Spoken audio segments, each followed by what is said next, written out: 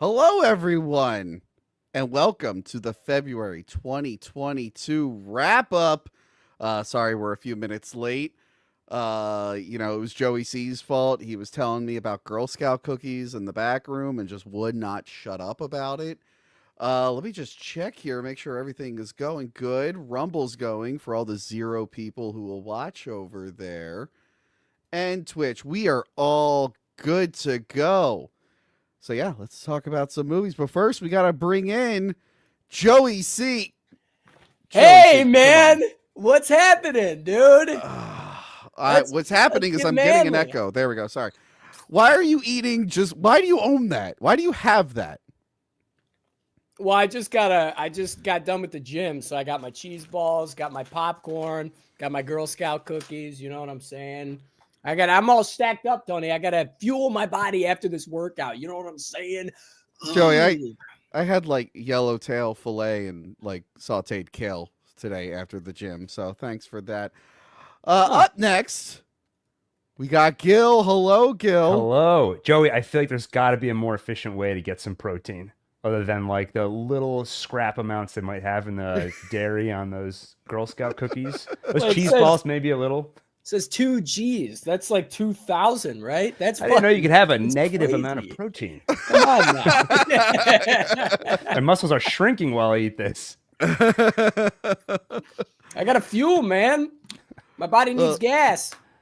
Real quick, guys, I'm doing a Department of Hack Efficiency. Joey C., what did you do last week for Hack the Movies?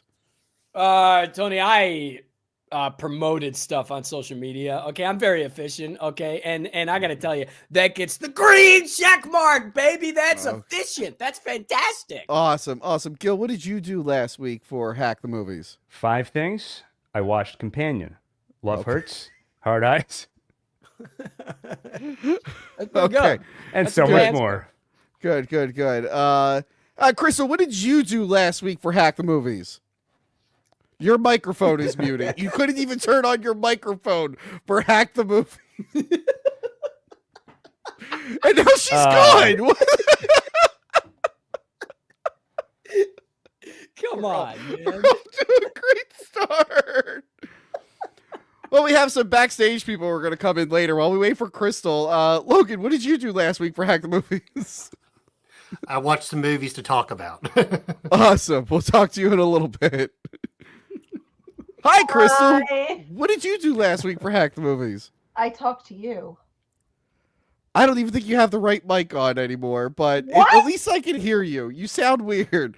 It also sounded ominous. I talked to you. Crystal, that seems like you didn't do enough. I feel like I'm your fucking therapist. What did you do, Tony? Hack the Movie's efficiency has fired Crystal. No, I'm kidding. Oh my god. Welcome to the show. So glad to see all you guys again. Happy to be here. While Crystal figures out what mic she's using. It's not letting. It's my life. My life. Someone help me. That's okay. Right before the show, like my internet went out, so that was great.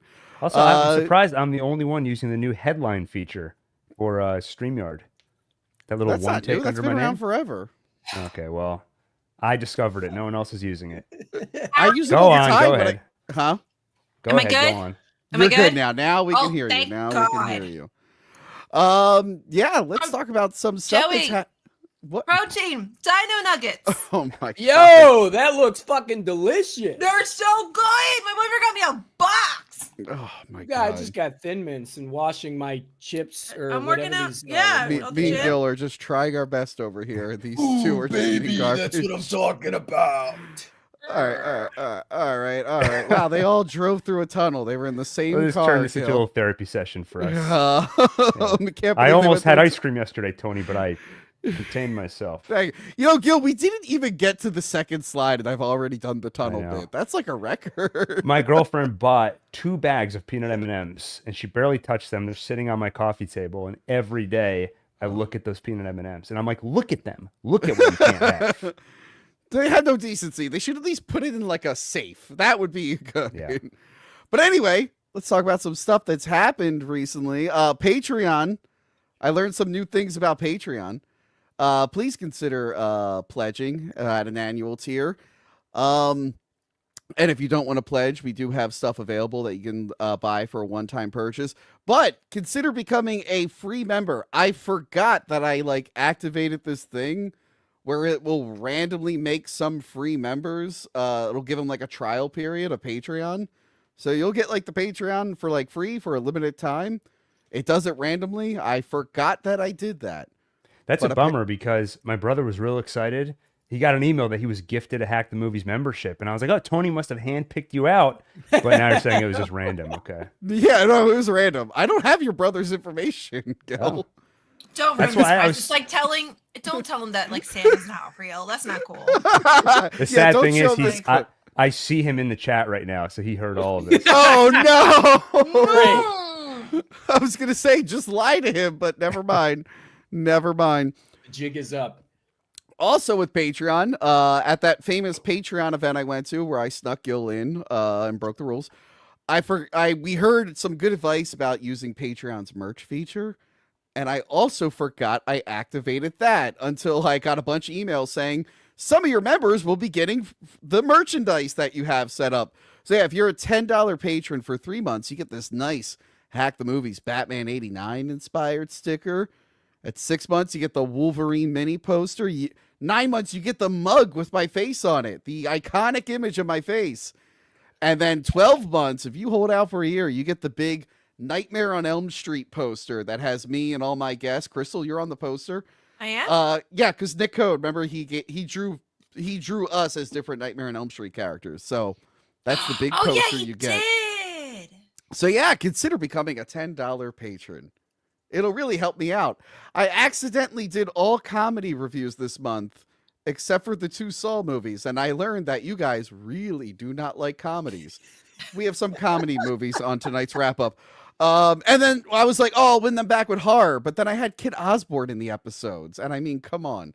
Oh my god. Crystal, did you watch any of Saw 3 to hear Kit just ripping on you? You got to watch that episode. I only listened to the beginning, and I texted him. I was like, "So I heard you like my knees." He was like, "What the fuck?" And I was like, "I listened to the thing." He's like, "Oh." Kit just kept making jokes about Crystal moving to Florida throughout He the whole misses me so much. I texted him too today. I said, "Hey, are you ever interested in being on the monthly wrap-ups or just not invited?" And he goes, No, I just don't invite him. No. I know. That's what I was saying. I was like, there's a wrestling movie in it, and Tony hates you. So. Oh yeah, Kit would have been good for that. I should have Yeah, I invited texted him. him. I was like, well, I guess Tony hates you too much. Well, speaking of big news, you're probably wondering what the hell this picture is here. I went out to LA and I was on the big gender reveal episode of The Dick Show. Dick Masterson is having a baby, and his girlfriend, 80s girl, set up a gender reveal where we were all blindfolded and we had to guess the gender of the stripper who was grinding on us. So go back and watch that episode. I'm sorry, what? Spoiler, it's a boy, as you can tell. But go That's back. amazing. Go back and listen to that episode. It was a really fun time. That was the stripper, Tony? Yeah. Huh. Hmm. We Okay. think he was shy. He was actually shy because I think he they told him beforehand that we weren't gay, and he was just oh. Apparently he was real shy about taking his shirt off around a bunch of straight guys. So you're saying that he was gay? Not that I have a problem with that. I'm just curious. Does he have a Twitter? Yes, he is, Joey. Would you like to tell him about how he's being evil or something? What do you want? What do you want? Why do you want to know so much about this guy? No, I was just checking. I was just making sure everyone was safe around there. Okay. I think Uh, Joey and I should go test this stripper to see. He'll say, we just have to audition him. I think we Yep. need to audition him to see I if he agree. could be a part of the Hack the Movies. Okay. You should, Because that's ask my him about type his- of stripper. Ask him about his diet while you're there. I only eat cheese balls and dino nuggets. He'll say yeah. I can taste those cheese balls. While I was in LA, I met a bunch of our fans. We all went out to Barcade. That was a great time. There will be an LA vlog because I took a bunch of pictures there, and I'm going to talk about a bunch of stuff. And if any fans of The Biggest Problem in the Universe are here, I will reveal Vito's shower curtain door to his bathroom. he took the door off his bathroom, and instead of replacing it, he just put up a shower curtain. It's become a very big topic over on The Biggest Problem in the Universe. I will put it in my vlog, and you'll see it for the first time. It'll be great. How much did you pay each person to show up? Yo, come on. Anyway, and then after LA, I stopped by in Tulsa. I'm gonna do a UHF vlog. I went to all the UHF locations, and I met more fans, including this guy who looks exactly like Kieran. I had to send Kieran a picture, and Kieran was like, "Holy shit!" So Tulsa, less people showed up, but that's fine. Not Kieran stayed the whole time. This guy, who I hope he's in the chat now. This guy drove like 40 minutes with his wife just to meet me for a few minutes. He looks That's really cool. disappointed for some reason. No, he loved it. He was great. But I was like, "Oh, you're not staying?" He's like, "No." And I'm like, "Wow, people like me." I think they feel bad for you. I think they're trying to figure out if this is Crystal's internet tonight, it's just all over the place. So I you don't guys know. were getting along so well, and then all of a sudden it took a turn. I can fix I think what Um, happened is you started talking about how you're having a great time, and she's like, "Whoa, whoa, whoa! These happiness, joy levels are getting too high. There's a parade coming by. I got to rein on that. 1 second." So, this will not be the only live video I'm doing this week. This weekend, Sunday, is the Academy Awards. But over on this channel, yes, I'm going to do it from the main channel, not even the stream channel. I'm going all out. wow. And Adam Does Movies. It'll be the first ever Hack Academy Awards. Who's excited? I thought we talked about some name changes to this. You were going to incorporate. Okay, well, Gil went through the tunnel, gets everyone today. Now you're at the bottom, Gil.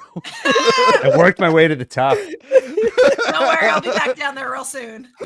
So yeah, the Academy Awards are happening this weekend. For those of you who don't know, me and Adam did a live stream where we had to guess who will win, and whoever gets the correct amount of whoever guesses the most winners gets to write a video for the loser. Now, I previously lost last time for the Golden Globes, and I had to do a video called "I Am a Loser." But since Amelia Perez was nominated for 13 Academy Awards, for some reason, I decided to go all in. Adam is all in on The Brutalist. I don't even think he's seen it at this point, but we're all in. It's the Brutes versus the Perezidents. And all the hack-offs are now, I'm christening you all Perezidents. So stop by the channel Sunday night for the Hack Academy Awards. It's going to be a really, really good time. Everyone, we might have some new people watching the show tonight. I randomly decided to do a video on how the Crypt Keeper has a whole episode about his backstory. Since I reviewed Demon Knight, I went back and I watched a lot of old Tales from the Crypt. And I'm like, wait, they gave this fucker a whole backstory? So I did a whole video on it. And it's done better than anything I put out this month. It's got like 40,000 views. We got like 600 subscribers from it, which means we're at 66,000 subscribers. Boom, baby. Crystal, why aren't you excited? Why did you look at that with can you smile a little bit? I know we're not allowed to tell women to smile, but everyone was excited, and Crystal's like, whatever. I'm eating a dinosaur chicken nugget. That's more exciting than 66,000 subscribers. Wait, apparently. Tony, since her mouth is full of food, I can take her line. Oh, I bet those 600 people only subscribed because they felt bad for you. Thank you, Gil. I appreciate that. You're welcome. You know, I was thinking of doing an AI Crystal, but Gil, we'll just get you a red wig. We got this. I have So yeah, welcome new subscribers. And I was like, wow, that video I came up with last minute did really well. I'm like, it'd be funny, a video about how the new Daredevil Born Again show won't be anything like the comic. So I made that video. It's one of the worst performing things I put out in a very long time. So no one who watched that video is here. But I think this video could be resuscitated. With I a think it can modified be thumbnail. too, because on Monday, since Born Again is coming out, me and Gil went back and revisited the Ben Affleck Daredevil movie. But we went and watched the director's cut. Is it actually better?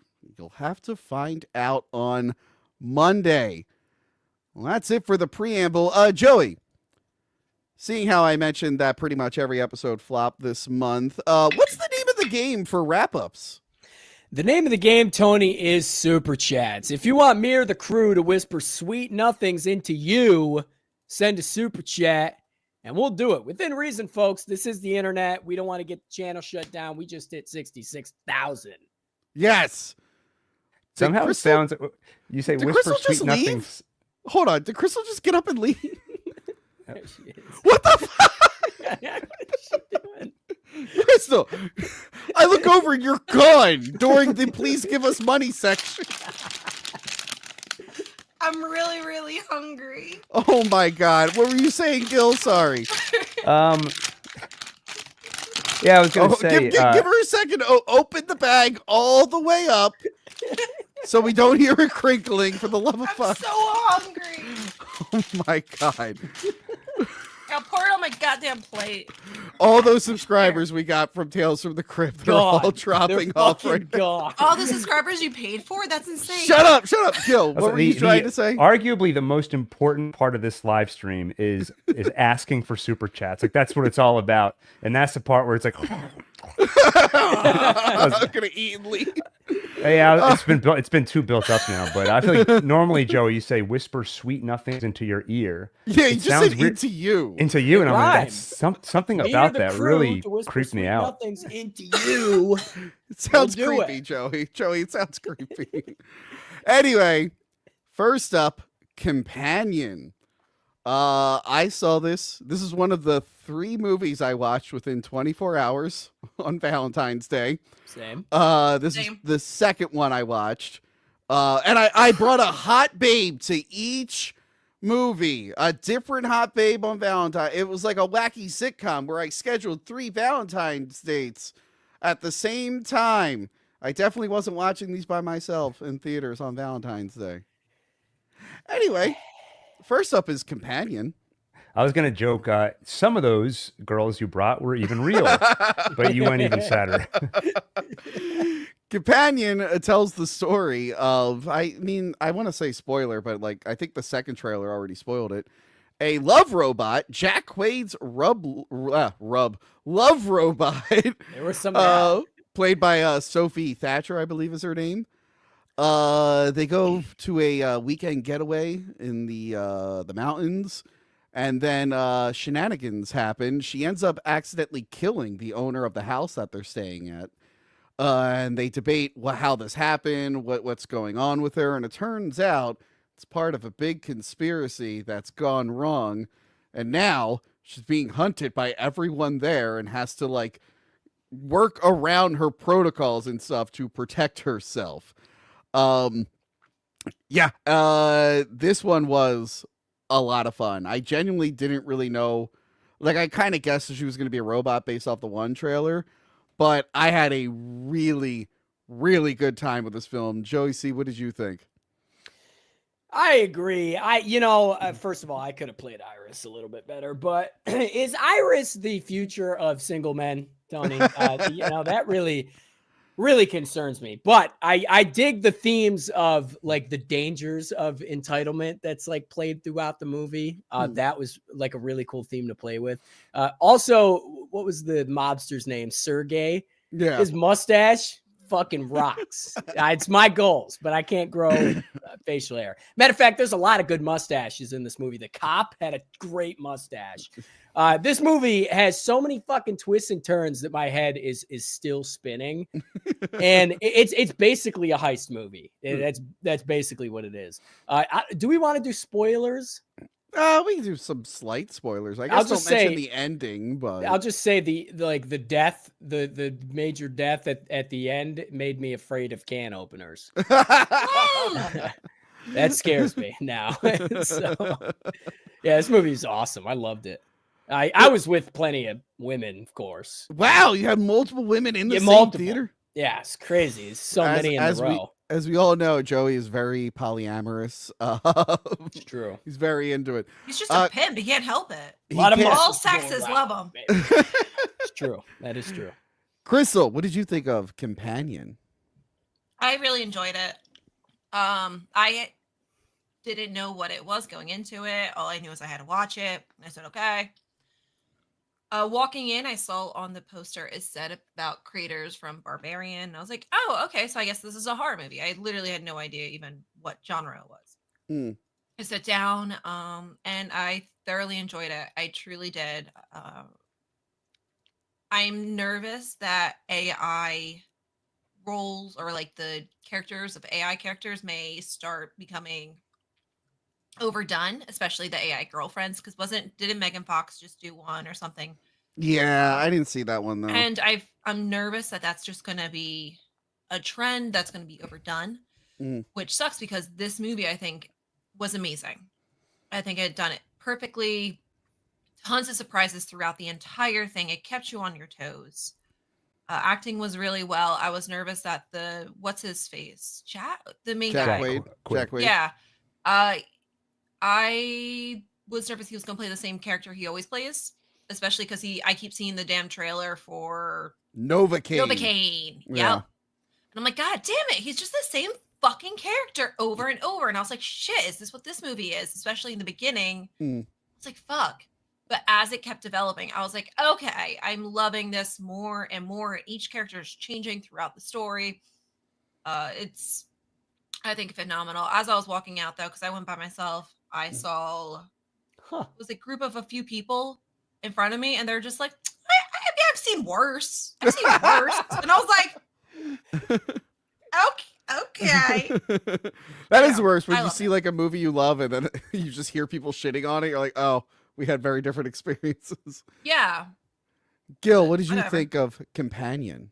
I liked it a lot. I thought it was great. I went in knowing nothing about it, and I think it's a bummer that the trailer and even just the posters spoil the movie because you see her with the white eyes.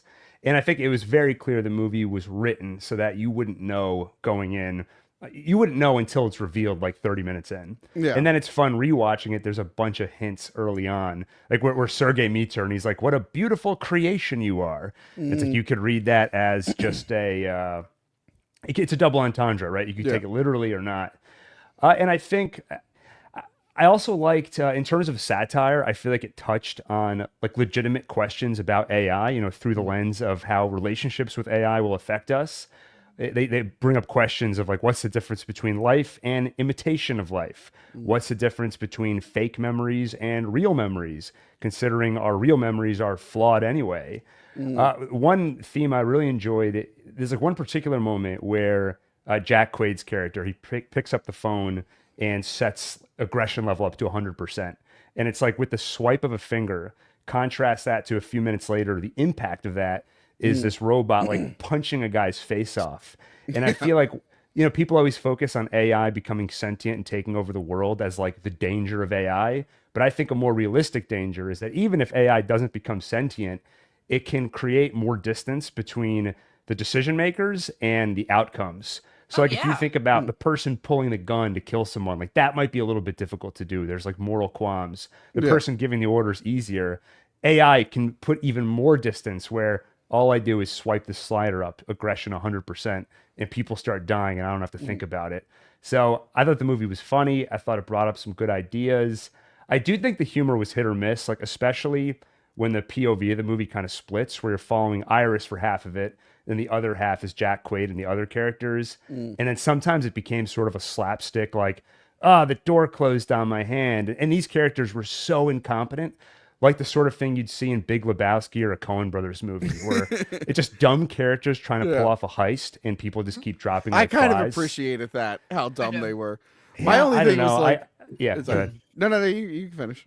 I was just going to say, I appreciate that sometimes depending on the context, but I feel like this movie where half the tone felt a little bit more grounded and not quite as ridiculous. And then when it does start to feel these characters are just so stupid, I felt like it undercut some of the genuine suspense. But that was kind of nitpicky. Overall, I was a big fan of the movie. Yeah, one of the things I liked about it, so just a slight spoiler, you find out that she's able to do all these things because he jailbroke her, which is a fun idea because people jailbreak their phones, their consoles and stuff so they can have it do things it's not supposed to do. So he jailbreaks his love robot to up the aggression and everything, so she kills the dude. But I love that they like reset her and she's like trying to escape, but like she can't lie, and the cop pulls her over, so she just switches her language to German, so the cop just won't understand her. So that way she gets around lying. I'm like, I really like stuff like that. And I love the whole setup process, like the meet cute that you get to pick, and like the robot thinks it's real, and then we get to see like 2 different versions of it. The only thing that's awkward was like they're pretty much like sex robots. So but they're sorry. What go were you ahead. saying? Go ahead. Go I ahead. was keep gonna going, say keep it going. was real awkward that people are bringing like their sex robots to like dinner parties and stuff. It's different if you're bringing like a person, but like when you bring like a sex robot, it's like, well, I know the only reason that thing exists is for you to have sex with it. Like, it'd be like bringing like a vibrator or a pocket pussy to a dinner. Well, It'd be very awkward. What were you gonna say, Crystal? I'm gonna mention one of the guys that had the gay couple. Yeah. He actually was in love with his. Yeah, And well, it was so cool to see the contrast of clearly she was just a sex robot. That's all he wanted her for, because she met him, and then 30 seconds later he's fucking her. yeah, So it's interesting to see the contract of using AI versus using it for bad versus using it for good. yeah. That and guy what it was meant for. That guy likes this robot a little too much when they're trying to split the money. He's like, "Oh, and we're gonna split our share." And he's like, "Wait, what? That Like, was that's not a hilarious. person. What are you talking about? Does it even have a bank account?" I need the Grimace DLC for that. That's Crystal the other Tier. thing. I feel like there would be like way goofier ones out there. They'd be dressed like way weirder and shit. Well, like, are they the question I was asking was like, do they have like a template? Like, because there's like 50,000 fucking dolls that look like Iris, sort of thing. yeah, they talk about how there's different Right? models. At the end. You Apparently the definitely game have was like like other an older species model. too, like Star Trek aliens and Yeah. stuff. Avatar. Well, hang on a second now. My parents Grimace. get mad whenever I bring my Klingon sex robot to dinner. I don't know what their deal is. You'd think they'd be happy that you just brought something that looks like a female or just a companion. Wow. Just Oh, that means I'm moving up a level, right? Now I just need Joey to say something. mean. Now I see why Jack Quaid liked this robot so much. I can just be like, Crystal, quiet.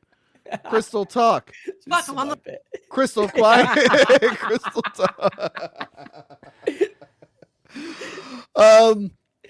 But yeah, I had a really good time. I think most people watching it will like it. Yeah, I try to avoid the first trailer. I think was just vague enough. Try to avoid any other trailer and stuff. Well, we just spoiled it for you. If you're gonna show this to someone, tell them not to watch any of the trailers or teasers.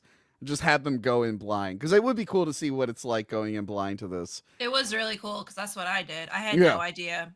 Yeah. And I was like, oh shit. Because you really think it's just like a girl about to get raped and stuff like that. And all of Yeah. a sudden she's protecting herself and you can't.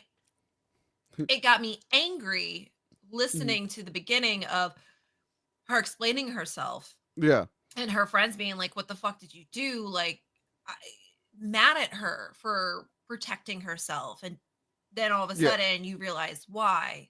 Yeah, you figure out the Right. context is how did a robot do that? They're not Like, allowed to do that, but literally yeah, it switches. Lips. By the way, she's like in everything now, Sophie Thatcher. She was in Heretic we covered a few months ago, Boogeyman. She's like in Maxine. Maxine. Yeah, she is in Yep, Maxine she was. briefly. The first time I saw her, she was the Exorcist TV show, the first season, which was very, I want to very watch good. that. It's so good. They do a flashback to Reagan, like post Exorcist, and she played the young version of Reagan. But yeah, I like that she's in everything. You might remember her as a bunch of guys complaining about a robot arm in the Boba Fett show.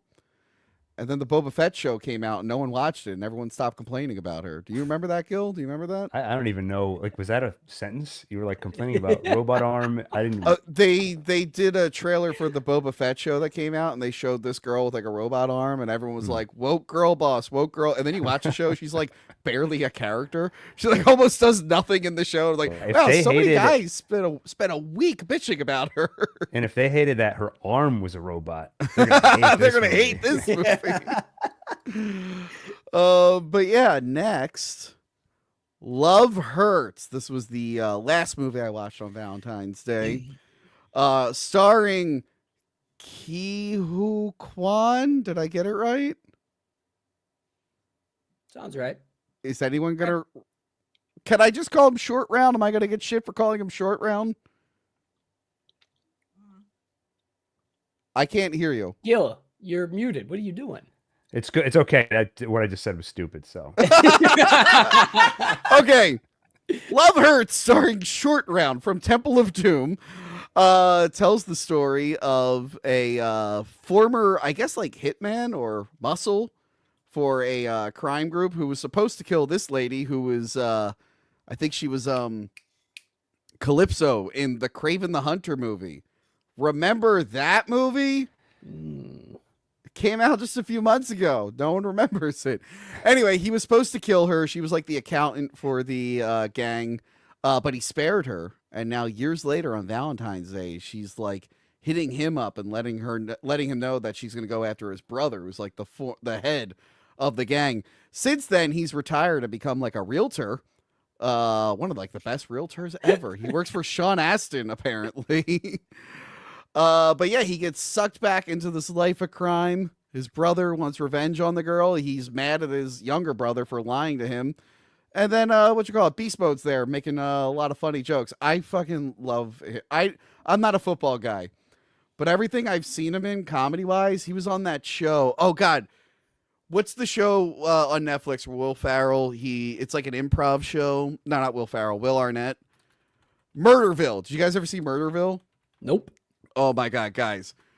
Murderville is a show where Will Arnett and a bunch of other people, they're like detectives, and they have a script, but their guest for the episode doesn't have the script, so they have to improvise the whole show.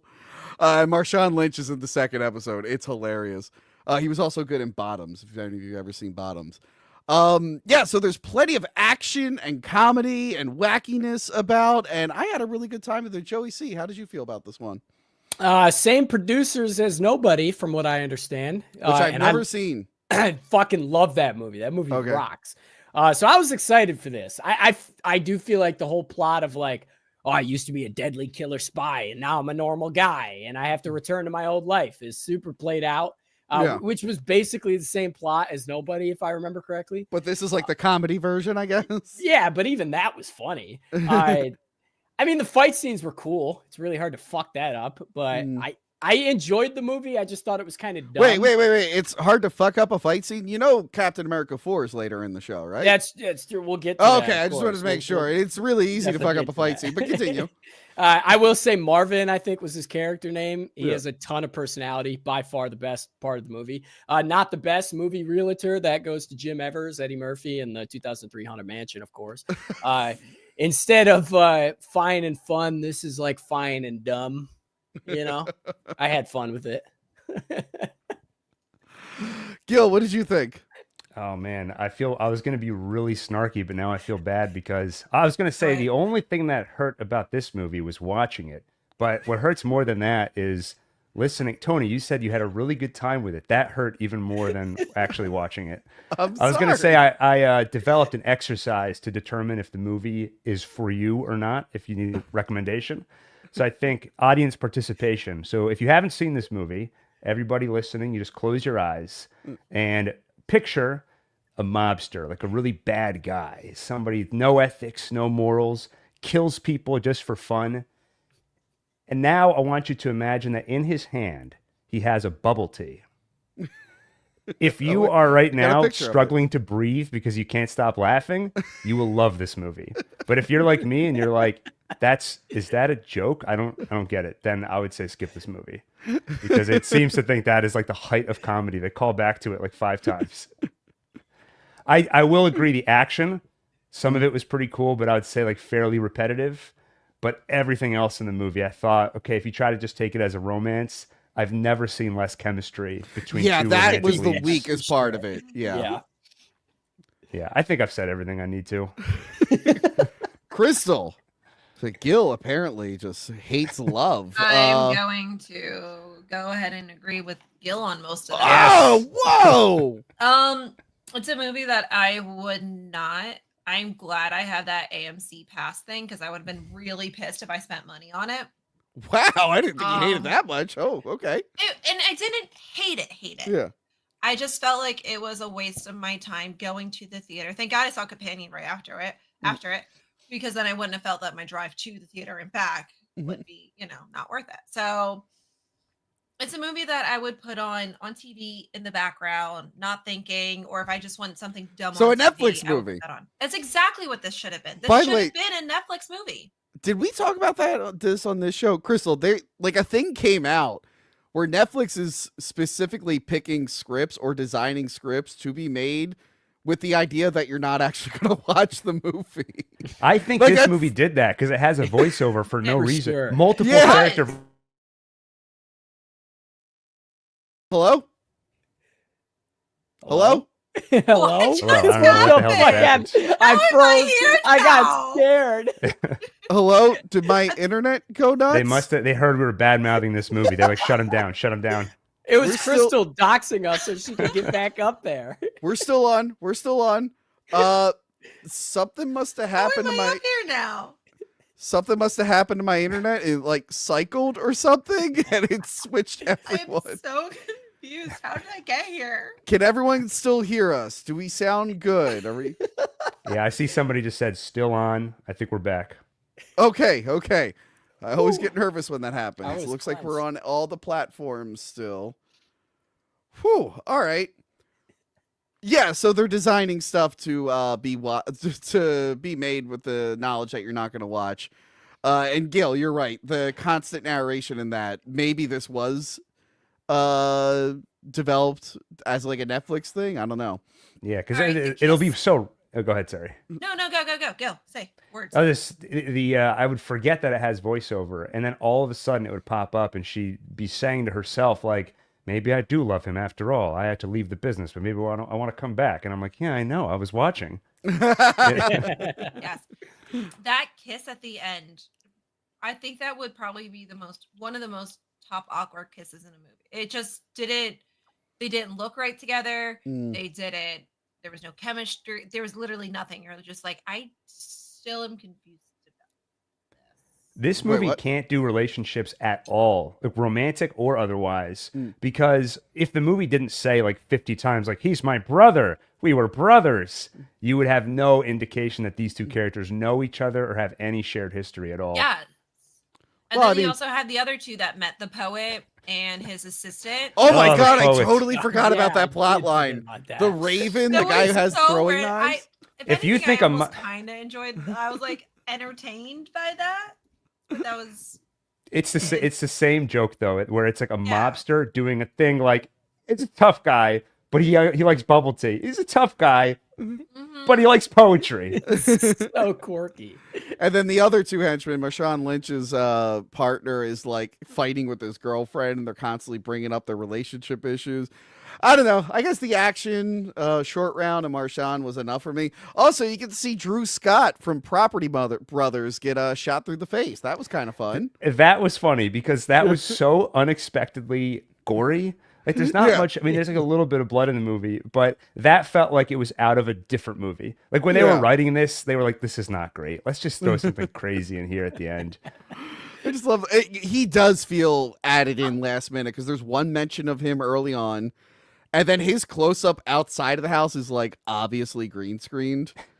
So they must have like shot his insert in like a day and then green screened him, He's and like, then "Hey, like, what are you doing over there?" yeah, and then like CGI'd his face on all the other for sale things. He must have been like a late addition. I don't know why they thought Drew Scott from This will Property save the Brothers- movie. No, I would say the straw through the through the eye? Yeah. Was that what it was? Oh, I thought God. that was a little bit like, I think that was probably the goriest kill because you saw the blood leaking out of the straw. Ew. I actually No, enjoyed that kill. I obviously covered my eyes. during Using that. Oh, yeah. straws in a lethal manner is a thing now because this isn't the only movie that we're covering.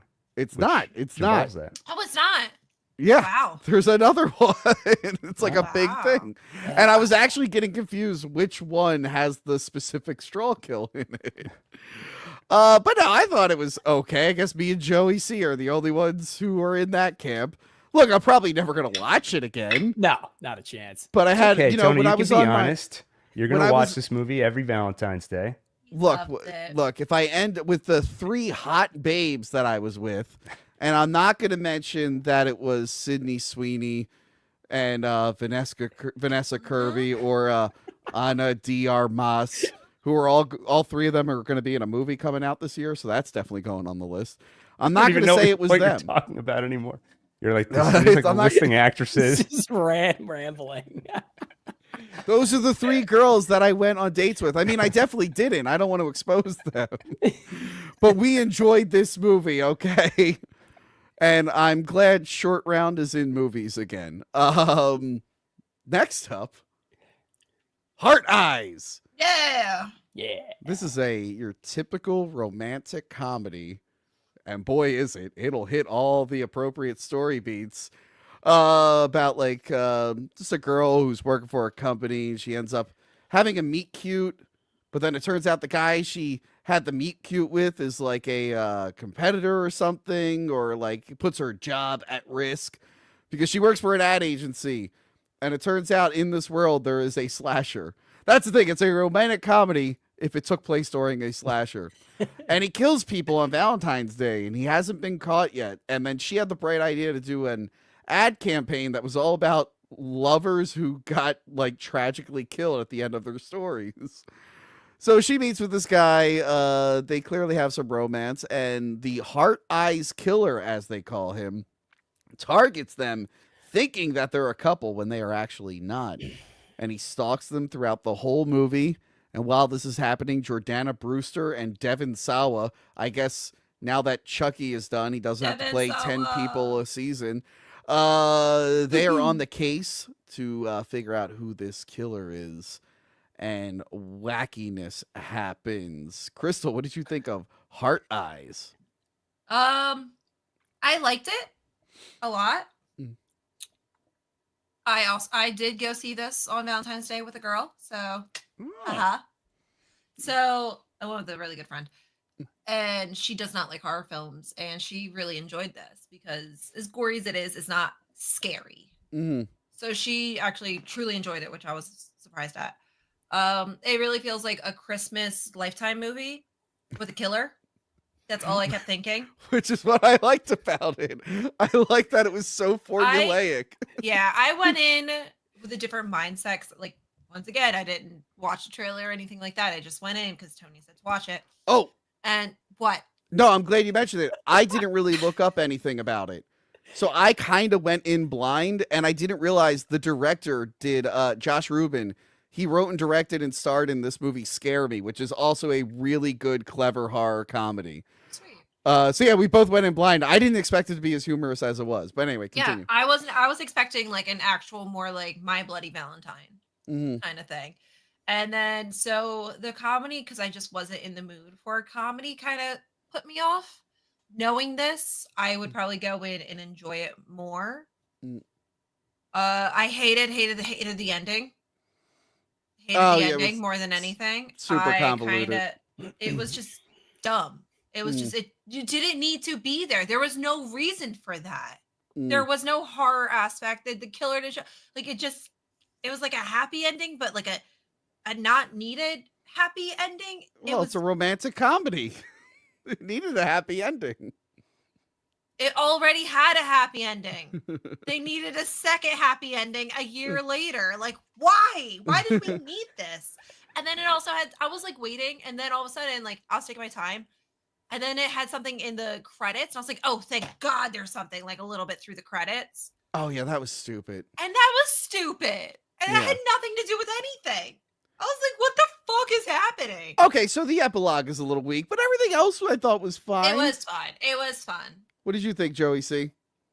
Yeah, I think the only thing I knew about this movie was, I think it might have been you, Tony. Somebody texted me and said the movie fucking rocked, and I was like, all That right, was it's probably gotta me. be good. As I was walking out of the movie, I probably did that. Yeah. The Grape Crusher kill was fucking awesome. I thought I was in for it. I was a little disappointed in the kills, but that one was pretty cool. A lot of love drama in this movie, and I wanted to rip my fucking eyes out.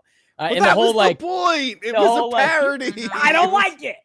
It cringes me out, man. The whole coffee shop love scene was so awkward. You know, have I mentioned I'm single, by the way? A lot of rom-com tropes in here, folks. That's all. Yeah, it was mainly That's exactly what it was. And mainly it's that. It's so cool that it takes place in like you said, Tony, a universe where a slasher movie is happening. The twist is kind of fucking weird. And it was hinted at like in the very beginning after the Grape Crusher scene. But when they're like investigating in the Grape Crusher, I don't want to spoil it. Someone says it's like she says a line or something. Yeah, exactly. I didn't think they'd actually do it. I mean, yeah, sure, it's kinky, but and by the way, Jordana Brewster was in, I think, one of the first episodes me and Joey C reviewed, The Faculty. Really? Oh, that's right. Yeah. I mean, she just happened to disappear conveniently during the cop station. Yeah. I thought it was all right. Gil, what did you think of Heart Eyes? I thought it was pretty good. I think, Crystal, like you said, it's definitely not scary. Like they set the tone with the first 2 kills where the couple that's killed are insufferable and annoying. So you're excited to see them die. So it's less about I'm worried someone's going to be killed and more what creative ways is this movie going to find to mutilate people. So it's more how much do you enjoy the comedy of it? And I'd say for me, it was like 50-50. I think when it was clever and doing something fun with the romance horror mix, that was funny. Like just the idea that these 2 characters aren't a couple, but the more they fall in love and the closer they get, the more they put a target on their back. Like that's a funny idea. But when it's just doing humor that's not connected to the premise, I thought it was a lot of just saying words that are very of today, and we're supposed to laugh because it's self-aware, but there's nothing clever about it. Like saying canceled, doxed, or using the word algorithm, or saying like my sugar daddy. Oh no, that's not PC. Now we say sponsor.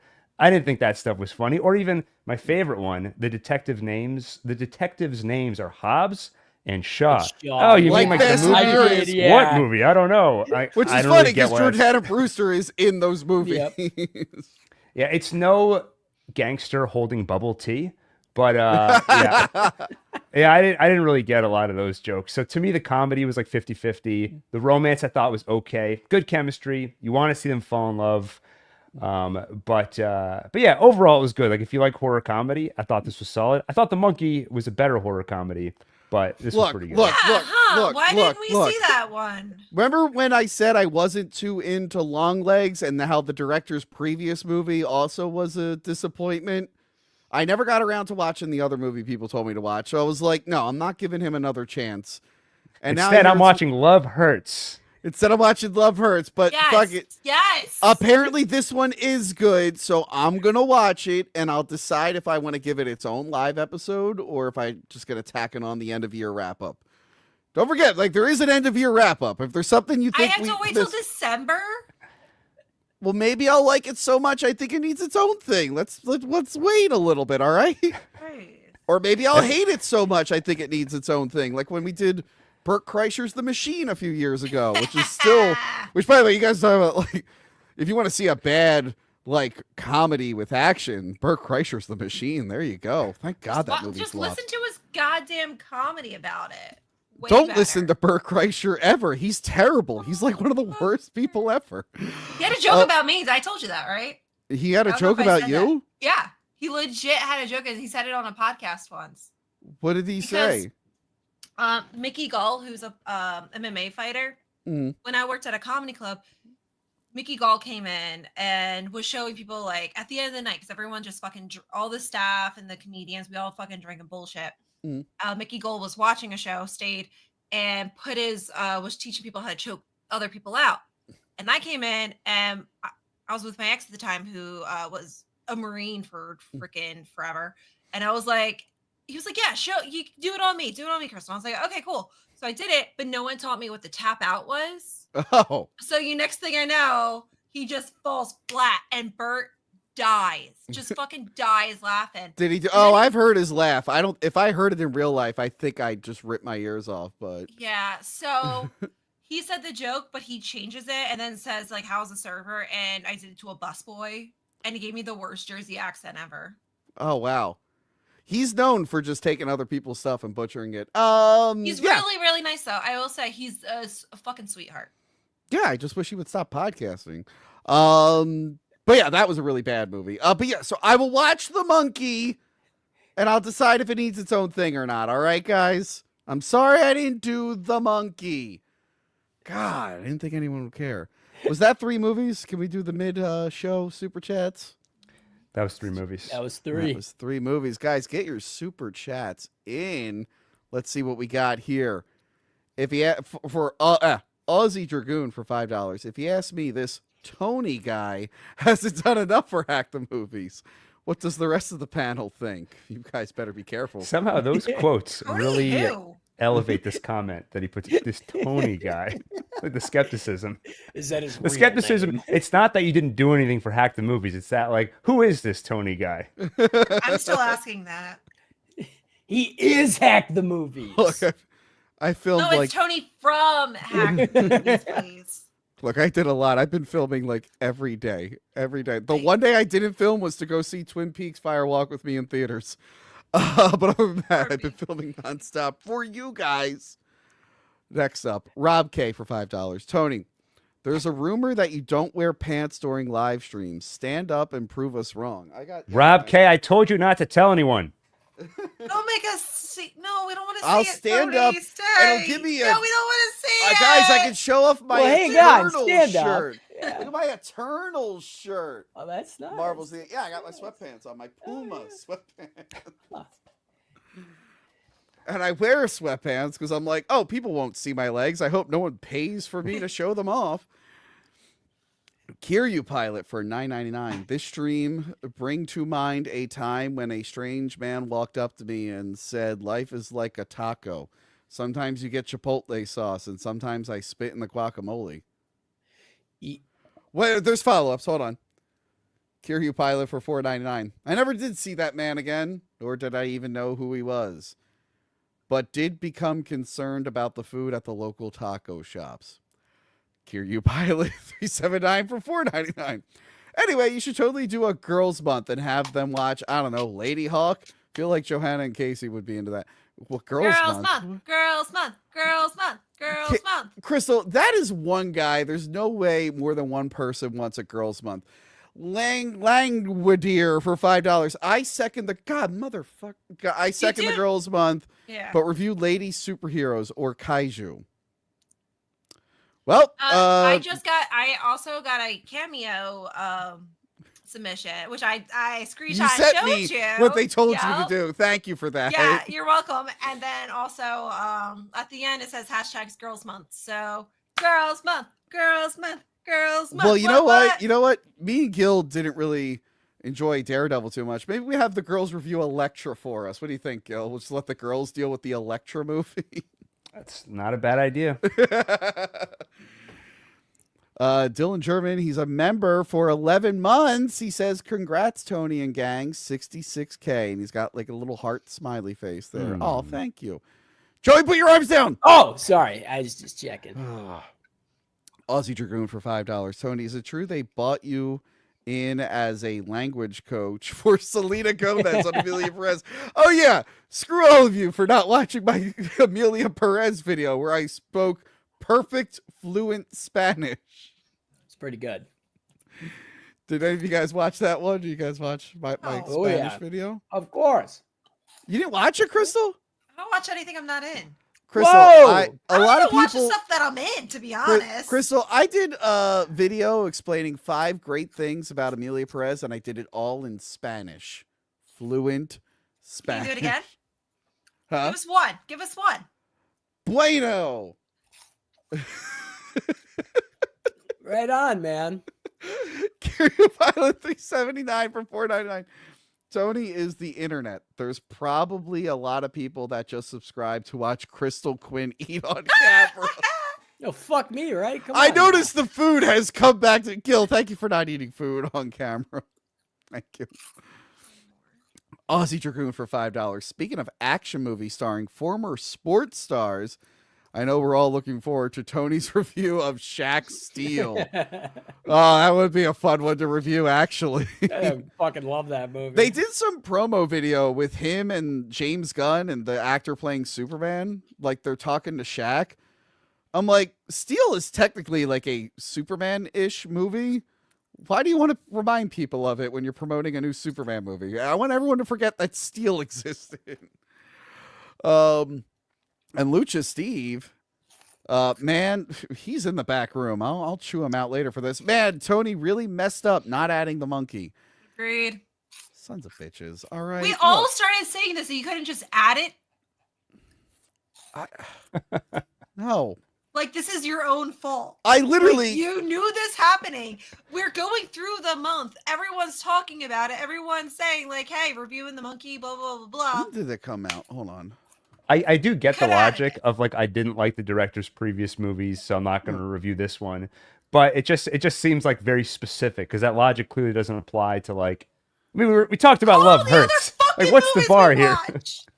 Oh, Oh, I think how I know many why. times do we have Yeah. to watch Captain shit America. movies? Like, oh, I loved all the other MCU movies, so like, yeah. No, and I also Thank you, Gil. because of my trip and everything, I just wanted to binge all the movies I had to watch in like a few days, and The Monkey wasn't out yet. So that's also why I left it off the list. See, that makes sense. I was just like, I literally, yeah, because it was midway through the month. I got off the plane and then like just binged movies for like a few days. So sorry, guys. Again, Fucked you'll up. either get a whole live episode or we'll do it in the end of your wrap up. Just relax, everyone. I'm just gonna put it out there. I am doing a video about the monkey. Should be out next week. So Oh, wow. Way to steal my thunder there. Jesus.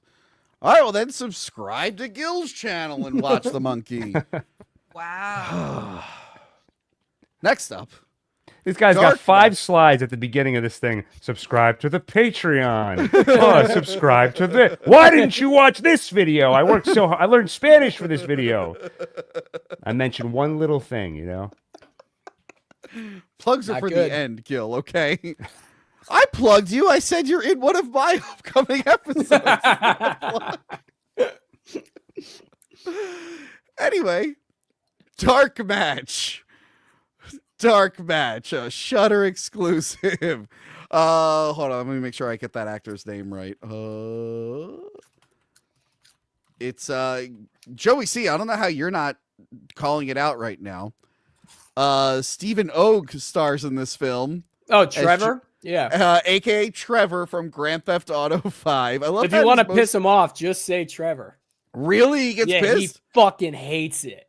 but that's like his biggest role of all time. I know, and he hates being known. I was in line to see him one year at Comic-Con, and he Yeah. flipped on somebody in front of me because they just kept saying Trevor.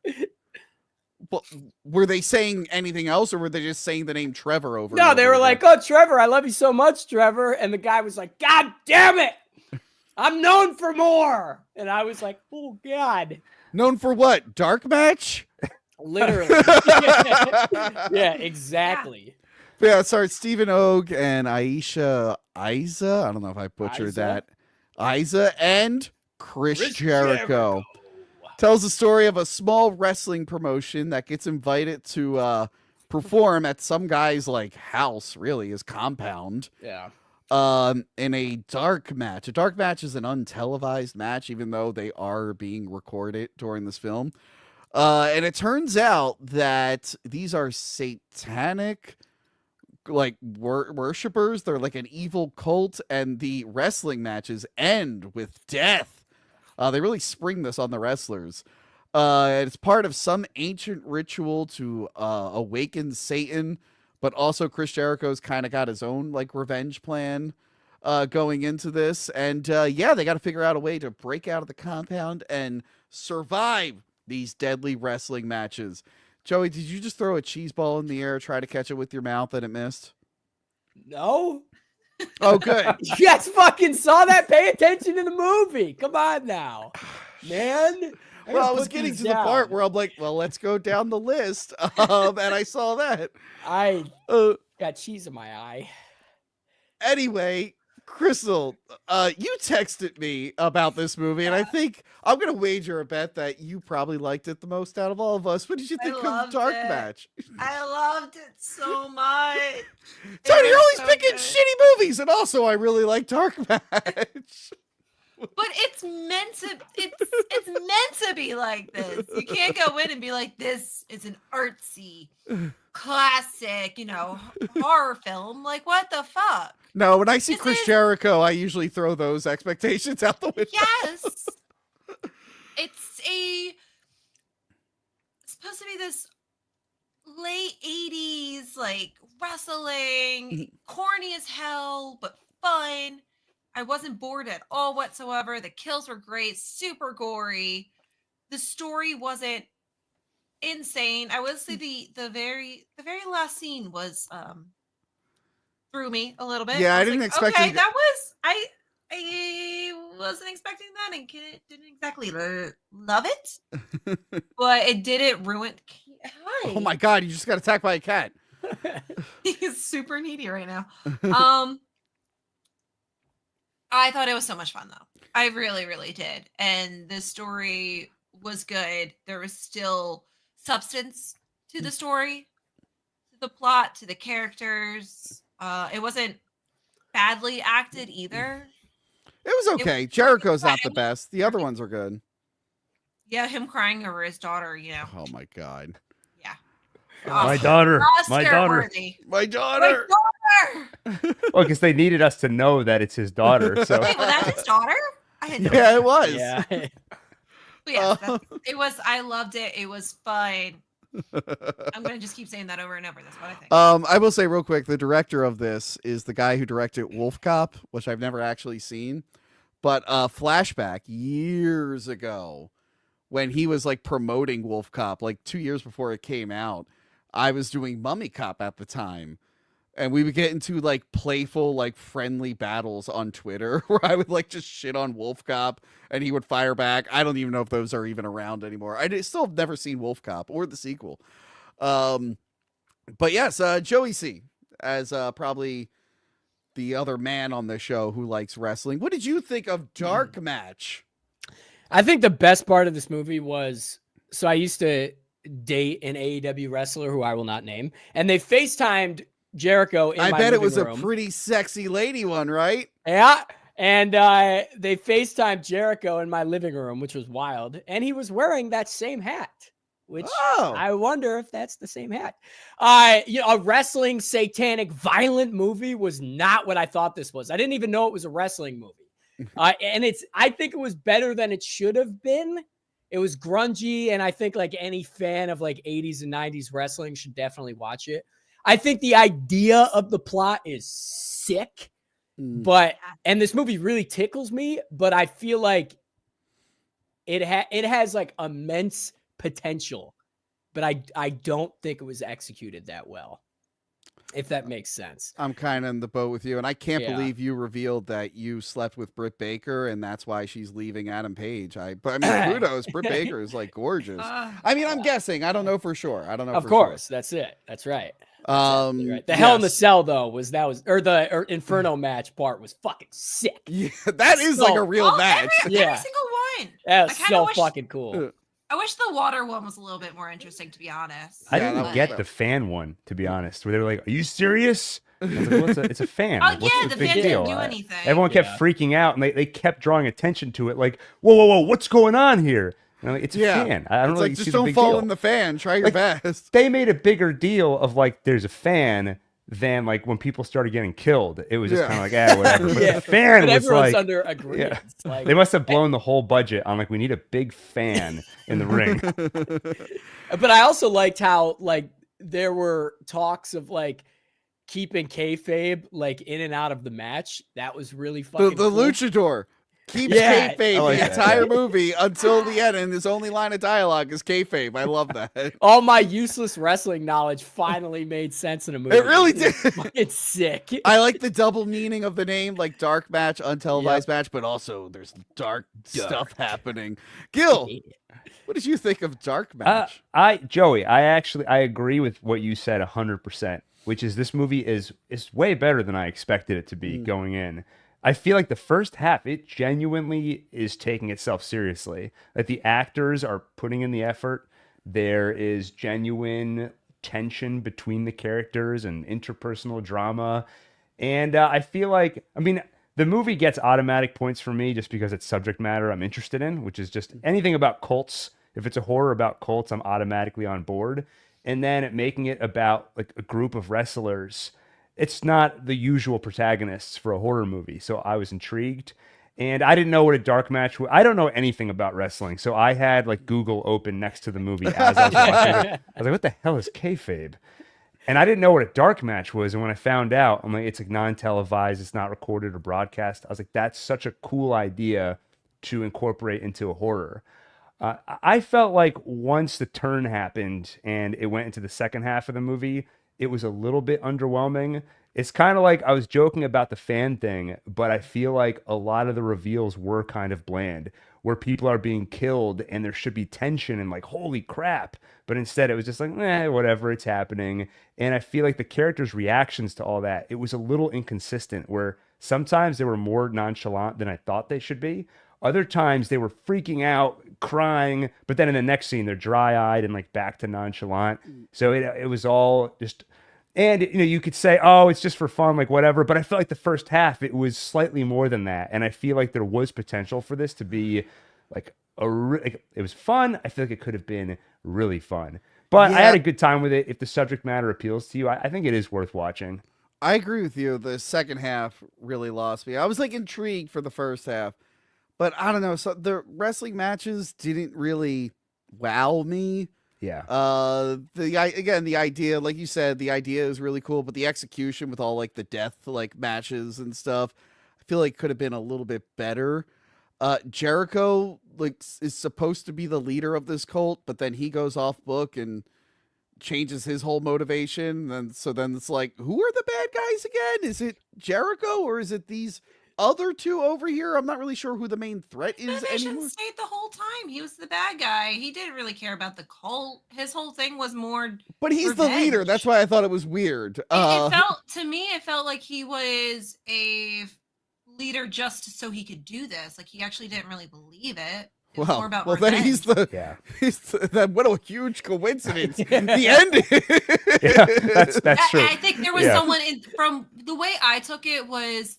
Because someone else was doing the chanting. So with the cult members truly believing it, he didn't, but there was a cult member that truly did that ended up doing like the seance or what the chant. Or he could have believed it, but once his daughter died, like grief just hit him too hard.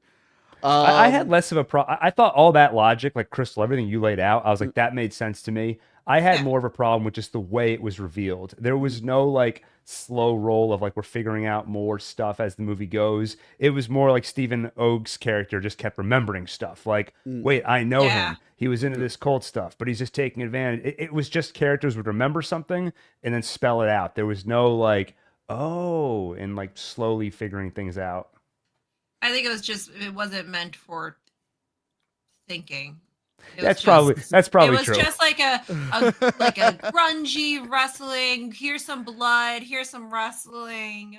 Just grungy stuff. Bad movie. Like good bad movie. Some of the matches looked like the like little inserts they do in what's that, Joey? What's the wrestling show that's all about tragic wrestling stuff? Dark Side of the Ring. Dark Side of the Ring. Yeah, that's exactly Some of it was what filled it like looks that. like. Yeah. That is so funny. Which I gotta catch up on that show. I really like that show. So good. I literally cried watching the China one. Dude, the New Jack episode. He was still alive when the episode aired, so it was a lot of fun. But like, that is true. Yeah, that was a good episode. Oh, New Jack was great. Man. But yeah, look, it's if you have Shudder AMC Plus, it's fine. It's fine and fun. I guess I just wanted it to maybe be a little bit more wacky or more serious. The whole like shift between the first and second half of the film just doesn't work for me too much. Also, I was expecting like more wrestlers in here, but were any of these guys wrestlers other than Jericho? I don't think so. I didn't recognize anybody. Well, it doesn't exactly seem very big budget there. So Yeah, Chris well, I Jericho mean, but was yeah, the but one. I mean, look, Kid Osborne does this show for free. So how hard could wrestlers be? We all I do didn't it say for they had to be free. big wrestlers. I just said, are they wrestlers? You said we do it for free. I was going to say, well, we do it for, promotion. But the second I No. tried to even self-promote at all. We do this for Tony. It's our community service, basically. I've been doing it for too many years. Gil, stop reminding people that you have a channel. Take that one take subtitle off.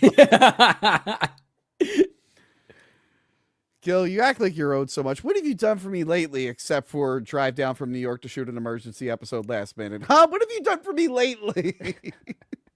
And I was like, Tony, I'm feeling a little under the weather. Can we reschedule? And you're like, Gil, That's right. Daredevil is blind and he I fights literally crime. called Gil because he's like, my throat hurts. Is there any way we can delay this? I'm like, blindness doesn't stop Daredevil. A sore throat shouldn't stop you. Yeah, I was like, this and is definitely also, the there's same. no room on the calendar. It has to be tomorrow. But yeah, I guess check it out. Next up, and this will be a fun one because we have a director interview for this segment. Yes, this is one of those times you get to watch like a trippy film and be like, what was that guy thinking? Well, we'll find out because I got to ask him. But Delicate Arch, it is on Screambox. It's about a bunch of friends who go out into the desert during some weird thing that's happening. They call it like the inversion or something. And reality starts to bend and warp around them, and they end up being inside a horror movie. Several horror movies, actually, whatever entity is making the horror movie can't decide which horror movie they're in. And they literally, at one point, break the frame of the film because they realize they are stuck in some crazy entity's idea for a movie. It is very, very trippy. It is half found footage. They play around with like cell phone filters and whatnot during their drug trip. I had a really good time for it. I can't wait for you guys to hear from the director. But real quick, Crystal, did you watch this one? I did. Did you enjoy it? It Careful, was interesting. careful. No, don't worry. He Careful. brings up in the interview some of the reviews he's gotten, so don't worry about it. No, it was definitely interesting. I didn't know. Once again, didn't know what the film was. Didn't watch the trailer, had no idea. So I was like, okay. And then it just happened. Mm. I like the concept. I think it was a really cool concept. Mm. For me, I did speed it up a little bit so I could make sure I got to watch all of it. But God damn it again. By the way, Screambox shared our review of Lizzie Lazarus, and I forgot there's like a minute of us going like, yeah, we played the movie double speed, so we Yeah, get we through did. God damn it. That's what I did for this movie. I had to because it was a little bit long and I was trying to make sure I was grasping what was happening. Mm. So for my brain, the slowness wasn't working. I was losing interest, but with it sped up, I was fine. Okay. Especially the walking and the trip part and stuff. Part of me wants to go back and rewatch that part because I thought that part was really cool. I definitely want to rewatch this one again. I want to Very rewatch accurate, man. it. I would watching it for the first time sped up, great. I think I would want to rewatch certain parts of it, not, and actually now that I know what it's about, rewatch. Yeah, the concept was so interesting. You have to be paying attention to this movie or you're not going to be interested or Yeah. you're going to lose what the hell is happening. It was See, Screambox, I always think things are more horror-esque. And for the last two movies, they're not very horror. You know what? They're Look, I'm horror-esque, but they're not horror. That's what Yeah, it is. They have horror Yeah. stuff. I don't know. They have Terrifier. These This is the are the second time I thought ones. it'd be like These are the ones Terrifier. that are on the mailing list. So I was like, all right, yeah, I'll check it out.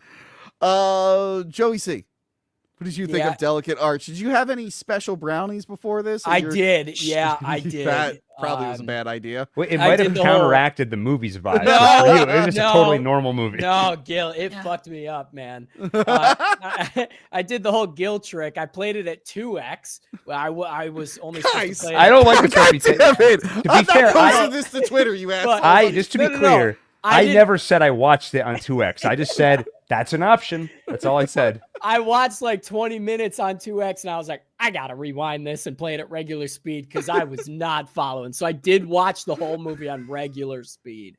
And I don't know what the fuck I watched. I was very confused, but I was impressed. It's like a creature feature with found footage and experimental horror. I was constantly saying, what the fuck is going on here? I did feel like it was style over substance for most of the movie. Yes. But I kind of dig that, with like the aspect ratio changing and the trippy segments were really fucking entertaining to watch. I was also I don't want to spoil it, but I was very confused about the ending. It's very vague. I feel like I've never flaunted my knowledge. I'm dumb. I'm very dumb. I don't get it. I don't understand it. Was it about basically like a multiverse or something like Yeah, that? Or like a gateway or like... Well, Yeah, I thought he was like, he went into like, not just like a multiverse, or he was in his own head and had his own story in his head and happened because because he came back and it sounded like this entire vision just happened in a blink of an eye and he literally stabbed his eyes. Ah, see, that makes sense. That makes more sense. Wait, Did he Hey. use straws or was that chopsticks? If it was straws, Chopstick, They were right? chopsticks. oh, damn it. Yeah. I thought we were picking up. There's like a new Almost. trend going on here. Well, Gil, real quick, what did you think of the film before Uh, we go to the director interview? Yeah, I liked it. I think there's it straddles a fine line because I feel like when movies get experimental, usually to me that means we don't care about narrative, like whatever. And I can't watch a movie like that. But I feel like what this movie does is for the first half, it's fairly grounded. There's not a lot of weird stuff going on. There's a little hints here and there. And so I got invested in the characters. I thought it did a good job of, when you have like a low budget movie like this, you really need to get bought into the characters and their little interpersonal dramas. And I felt connected to them. And then when the weird stuff starts happening, what I appreciated is that it didn't let go of narrative entirely, in the sense that the characters were reacting to the lack of narrative. Like the characters were still there saying, what the hell is going on? As opposed to, like, my biggest pet peeve with movies, and like Midsommar is one that did this, where by the end, all the characters are drugged up or hypnotized. And at that point, there's nobody making choices. And then I feel like I'm just watching a bunch of people that are in the passenger seat and I start to disconnect. And that didn't happen with me here. And I feel like the other line this is straddling is when it starts to get experimental, the worst thing that can happen is when it feels like a filmmaker just throwing crap against the wall and seeing what sticks. And it feels like someone just describing their dream and you get bored because there's no internal logic to any of it. But this movie, I can't tell you, word for word what it means and what it was all about. But I did trust that there was a vision, and I did feel like beneath the surface there's something there. Like, some of the takeaways for me is that it's saying something about the medium of film, like the limitations of it. Okay, when someone's not on screen, they may as well not exist. I didn't exist until the camera was pointed at me. And okay, well, what does that say about reality? If I haven't talked to somebody in 10 years, for all intents and purposes, in my world, they don't exist. But then it also looks at the other end, which is the infinite possibilities of film. So you can look at the footage of when the horror element actually enters. You see it's zombies, or is it aliens? It could be any kind of horror movie. So I don't really know what to conclude from all that, but I feel like it's looking at both the limitations, like he's literally trapped in the frame, but then at the same time, like the infinite possibilities, even when they're going through like the Snapchat filters and everything. Yeah. So yeah, I found it interesting. I do feel like it straddled that line. It can be a challenging watch, but it definitely kept my attention, and I'm excited to see what else this filmmaker does. And I'm excited for this interview. Hopefully he just explains it all. I'm excited for this interview. Real quick, I'm going to bring Logan in. Logan, Hey, you're going to really like the end of this interview. It turns out this director worked on a movie that me and you talked about, and all right. he confirms a theory that I had about that movie. So pay attention to this one.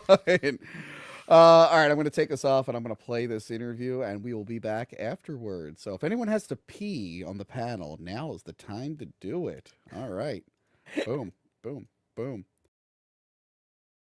Everyone, I'm here with the director and writer, Matt Warren, who wrote and directed Delicate Arch. Hello, Matt. How are you?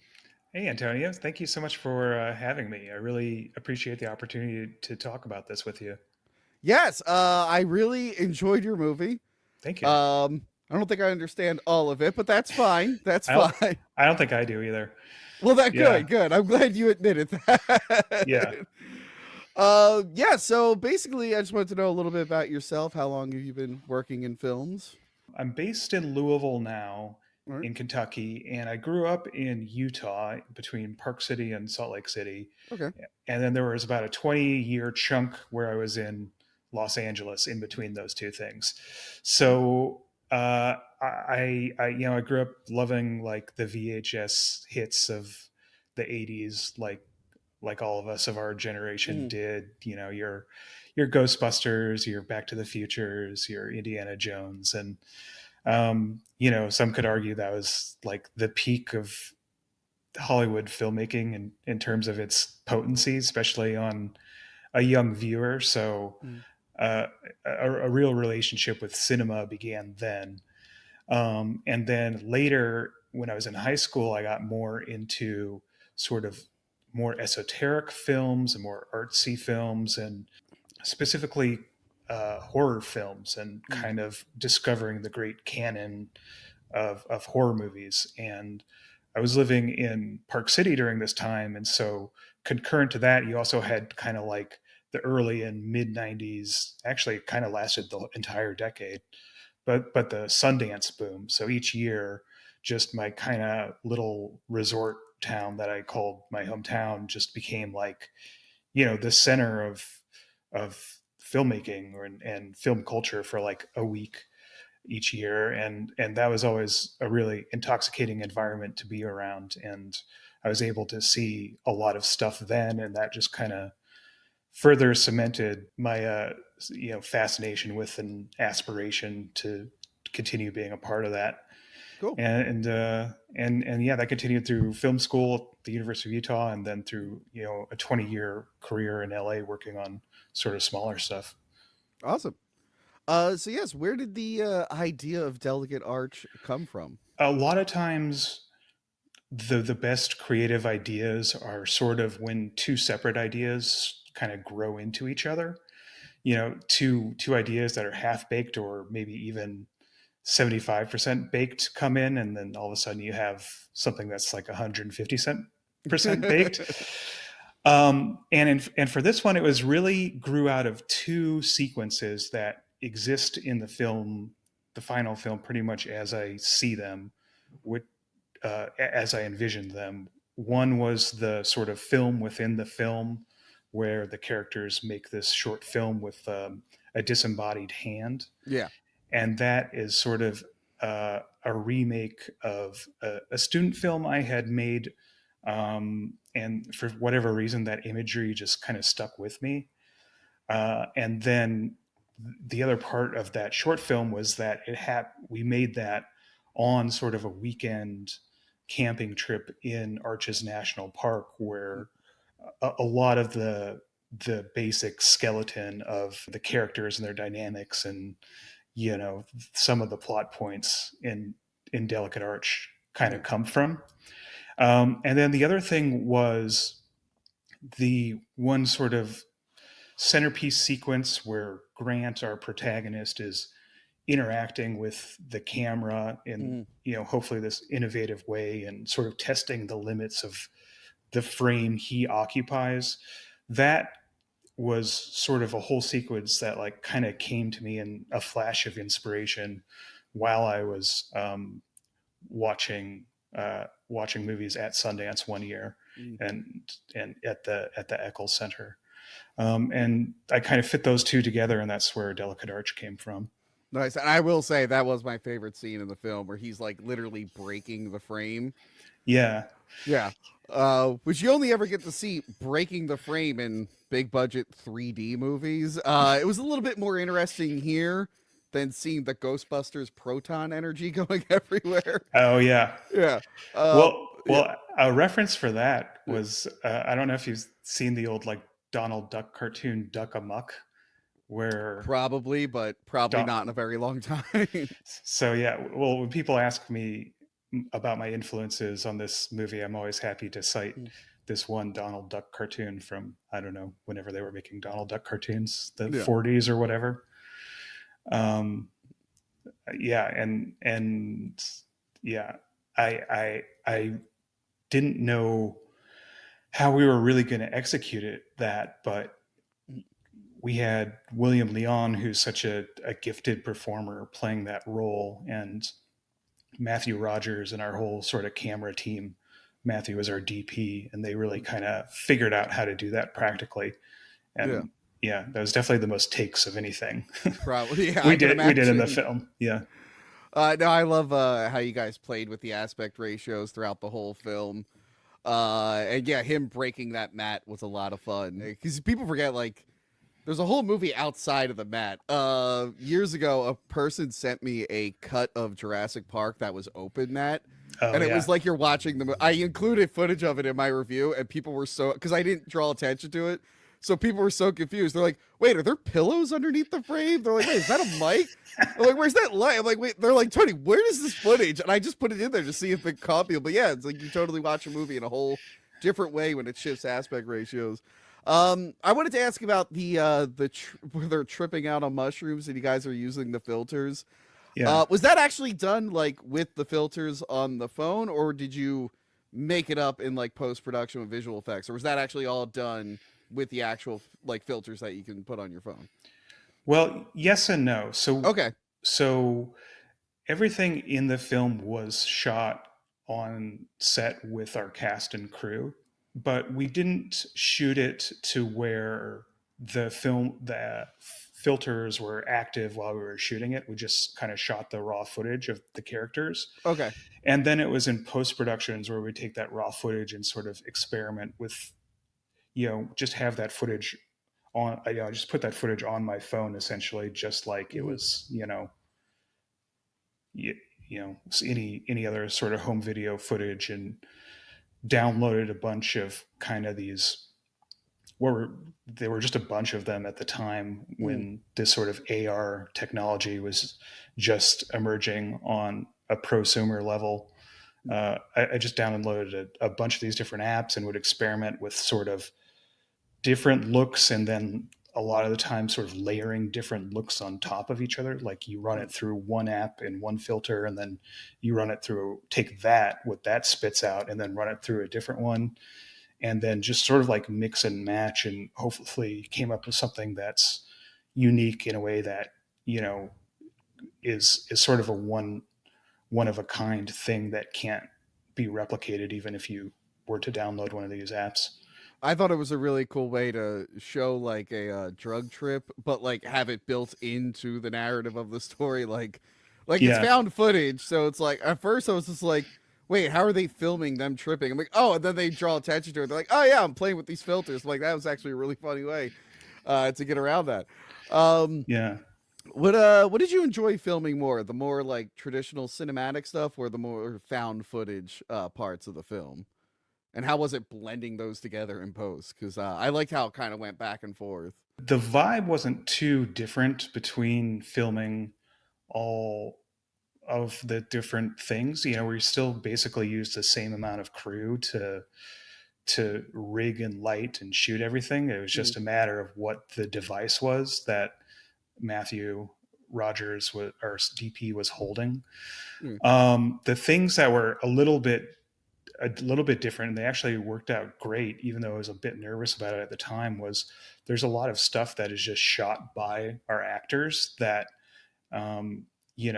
maybe sometimes I was watching it on a monitor far away. Sometimes I wasn't. I would just send them around the block with the video camera that they had, and, told them to film the scene themselves. And luckily all that stuff came back really good, because all those guys are really great filmmakers in addition to being actors. So that was fun. But yeah, I think the most challenging day was actually our last day, which is when we shot all those different sort of setups with the aliens and like the bikers and like, I loved how it kept like they were like, it was like whatever this entity is it can't make up its mind on what kind of movie they want to make, so they keep Yeah. changing it. I really enjoy that.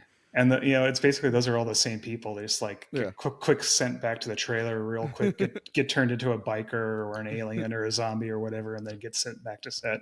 And we just kept doing that scene over and over. And at the it worked in the film, but we lost the light. Like there are sequences at the end of that when they turn into devil worshippers and all that.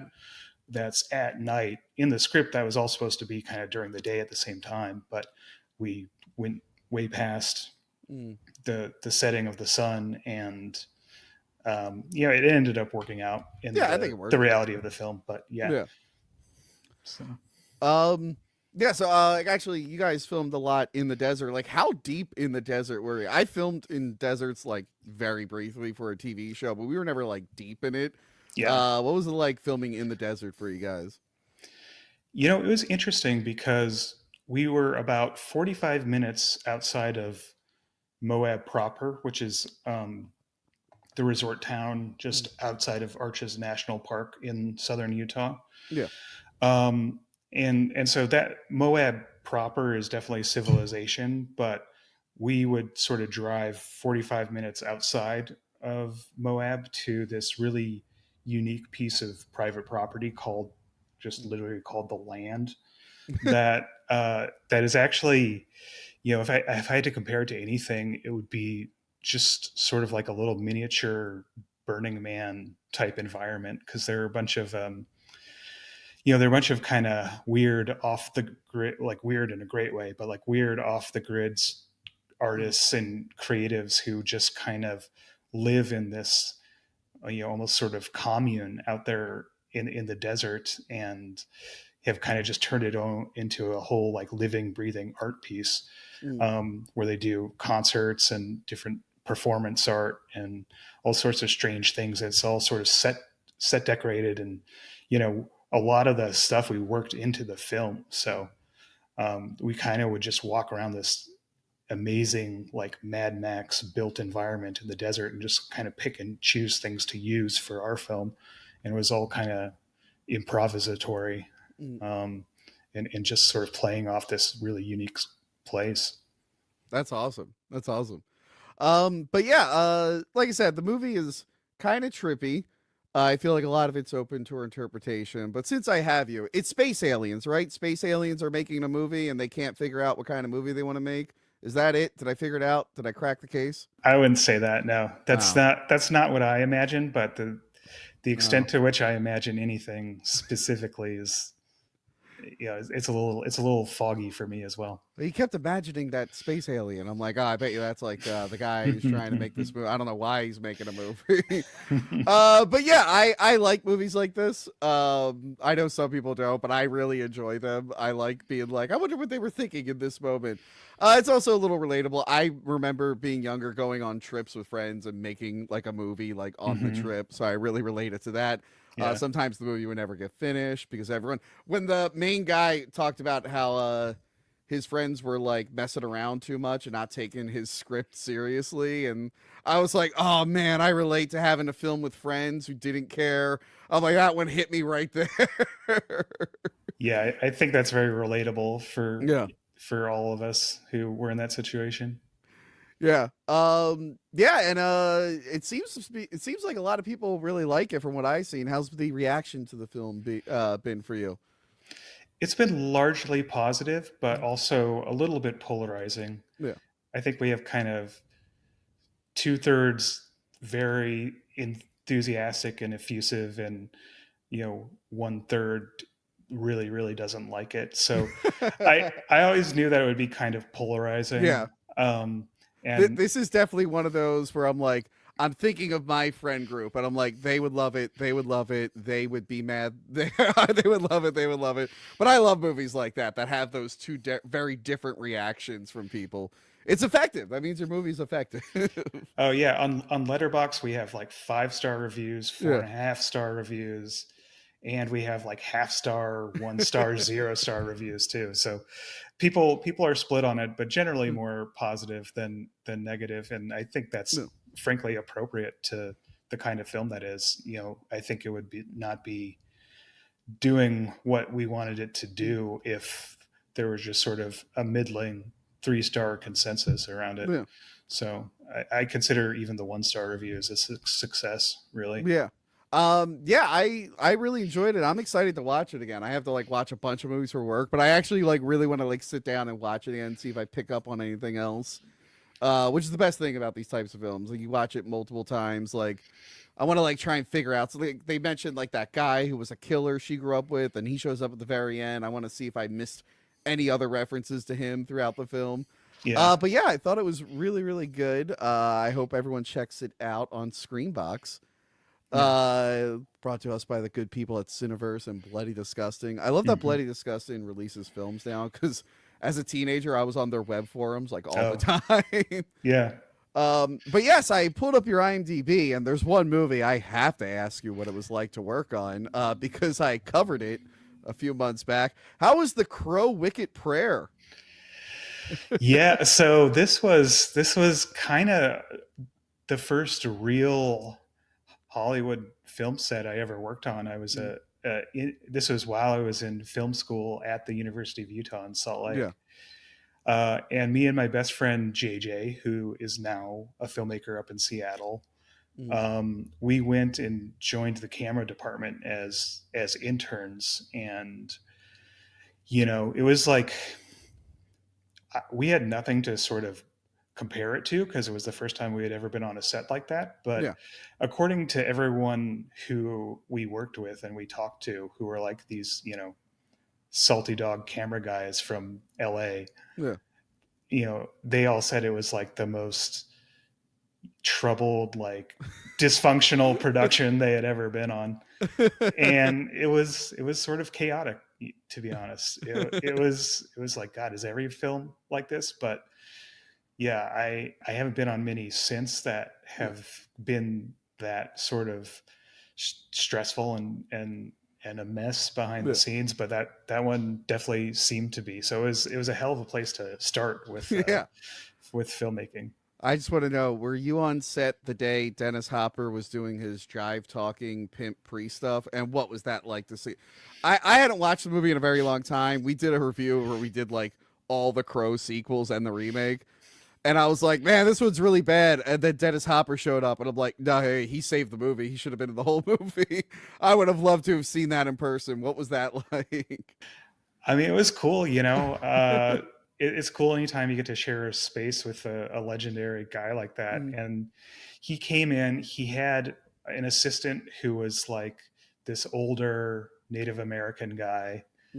And they were always kind of talking together and hanging out. And I think he basically threw out the script and didn't do anything that his character was scripted to say. Yeah. That is what I thought when I was watching the movie. I'm like, there's no way someone wrote this. It comes way too late in the movie to be that ridiculous. Like that had to be his idea. Yeah. So I think he just threw it out and did whatever he was going to do and was pretty quickly in and out. Yeah. The other, I think it may not have been that day, but it was that same location. Macy Gray was also in the movie for a second. And I don't know if she was going through, I think you can read up that she was like having some substance abuse problems at that time, but she could not she had like one line and she could not get through it. And it just took forever. And I think they had to eventually just Frankenstein together a couple different takes. But that's funny because that was really strange too. Your movie has a whole thing where they filmed one line over and over again. It's in like the one character's backstory. So that's pretty funny. I've had to deal with that on this show. Our co-host Crystal, she acted in a short we did, and she just could not get the line right. She could not get it right. We filmed it like 15 times. So very relatable. And the other thing I'll share that was a little bit dark was Eddie Furlong and I'm blanking on her name. And Tara Reid, I think were both at the height of their sort of parting chapters of their lives. And then I remember one day the producer, you can look up who this is, but he was the guy who had made all the Crow films, and including the first one. He was just sort of talking on a cell phone. He was really upset about something, and something trivial like losing a location or something. I don't remember exactly what, but he said something to the effect of, I've done 4 of these Crow movies, and this is the worst thing to happen on any of them. Oh no! And I was like, well, I can think of one other thing I would put ahead of it, but that is fun. So that was a little dark, but it was pretty funny. But yes, thank you for letting us know about that Crow Wicker prayer. I'm so happy that I now know Dennis Hopper just did that on his own, and it makes me so happy. It just makes the movie better now. But yes, sorry. Oh, I was just say he seemed totally cool and professional, other than just wanting to do his own lines. But look, he said he wanted to thank the devil for repping the homeboys, and I'm like, fucking brilliant. But yes, where can we follow you, Matt? Where can we keep up to date on your future projects and whatnot? Yeah, you can, if you want to follow the film. We've pretty much been using Instagram as our primary platform. You can find the film at Delicate Arch Pick on Instagram, and if you want to follow me personally, I'm at MPM Warren. So Matt Patrick Murphy Warren, MPM Warren. Awesome. All right. Thank you for stopping by, and I'll talk to you later. I fucking knew it. I knew Dennis Hopper had to make up those lines on the set. There's no way they were written for him. That was the most amazing reveal ever. That's why I wanted you specifically to watch that, Logan. All right. Let's I'll bring you back at the end here. Let's get through our last one. Boop, boop, boop. Hello, Crystal. Hi. Sorry, I mentioned that you struggle with lines to a director of horror films. Listen, words are really hard. I'm a great actress. I am better at expressing them and acting them out. So and you would have been great. If you just let me like say the words I want to say, it wouldn't be a problem. You would be great in the silent era of films. You would have nailed it. Anyway, we're up to our last movie, guys. I hope you guys. Joey. God damn it. I specifically said you have 20 minutes eat in between. This is my second bowl of cereal. And I am back really at the top. I have to just point that out. I said it before, but I was muted again. There, you guys got to learn to not mute yourself, eat before the stream. Some people work, I know you don't know what that's like, but some people have a job. God damn. Anyway, next up. All right. I will always be on the bottom. All righty. God damn you. All right. The last movie of the night. Captain America New World Order. Oh, wait. Sorry. They went back and changed the title. Captain America Brave New World. Featuring Seth Rollins. Oh, that's right. They cut him out of the movie and replaced him with an elderly Giancarlo Esposito, who looks like he can't even stand up, and he was absolutely terrible in this film. Yeah. Yes, and it also features a comic accurate leader from the Hulk. Oh, wait. They went back and completely reshot all the scenes with a worse non-comic accurate design, but they didn't do it in time, so all the merch coming out is for the previous design of the character. So if you are one of the 5 people who did like the redesign, you can't even get any merch from it. Yes, Captain America, Brave New World. It's about Sam Wilson, who took up the mantle of Captain America, which was told in a very disappointing Disney Plus show, which wasn't very good. I was real excited for Sam Wilson to become Captain America. I liked him as the Falcon. In the MCU, it made the most sense that he would be Captain America. People kept saying it should be the Winter Soldier, and I'm like, well, he was a brainwashed, like, Hydra asset. Like, they're still fixing his brain. If someone sneezes the wrong way, he's going to suddenly start assassinating people. I don't think the American people would trust him enough to be Captain America. Apparently, they trust him enough to vote for him in Congress. That was stupid. Anyway, so he's still struggling with the Captain America mantle, being taken seriously as Captain America. There's a new president. It's Thunderbolt Ross, but it is obviously not William Hurt because William Hurt died. So they replaced him with Harrison Ford to get butts in the seats.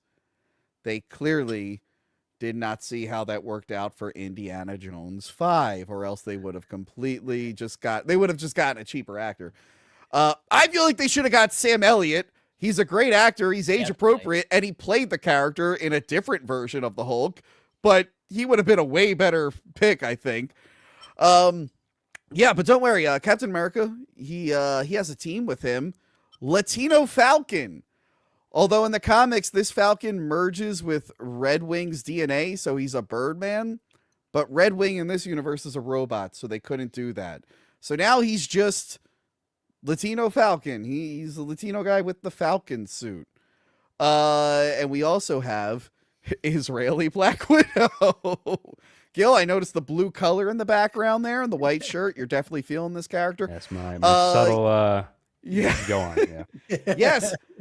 Sabra, even though she doesn't use that name and she doesn't have her powers, and she literally has nothing to do with her comic book character other than one mention that she's Israeli.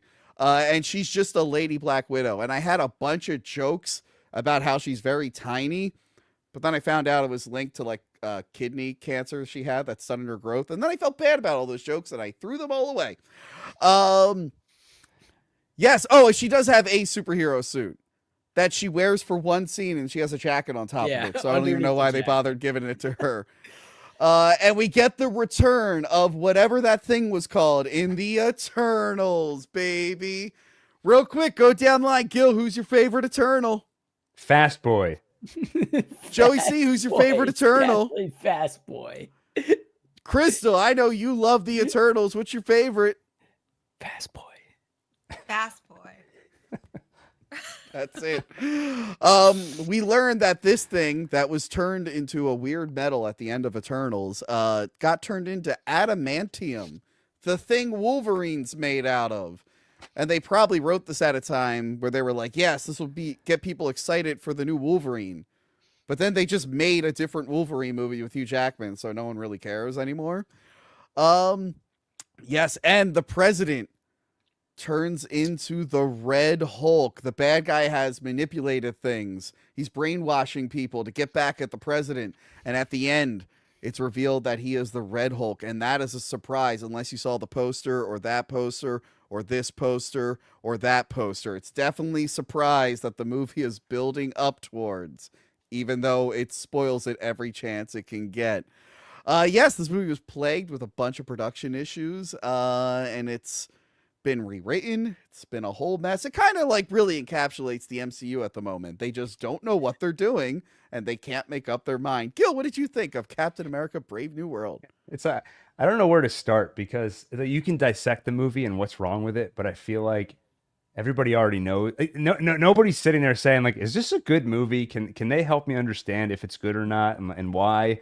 I feel like at this point I've been enjoying the MCU on a meta level of just, I'm curious, like as a company, what decisions are they going to make? And that's kind of the fun. It's like fantasy football. And I feel like right now we're at a weird point where Kevin Feige announced like a year ago, we're going to try a new strategy. We're going to try making good movies from now on. But the problem is we've already made a bunch of terrible movies and TV shows and we haven't released them yet. So there's a few different strategies. Echo was like, let's rip the Band-Aid off. Release all the movies at once, and put Marvel's spotlight at the beginning. People will get confused. They're going to think it's a Sony movie or something. It won't be associated with us. So they try to make it like it was its own thing. Yeah. Oh. But now this movie, they took like a middle-of-the-road approach where they're like, I feel like they should have gone the WB David Zaslav route. Because I appreciate what he's doing, where he's like, we're not going to release Batgirl. It's a terrible movie. Just don't release it.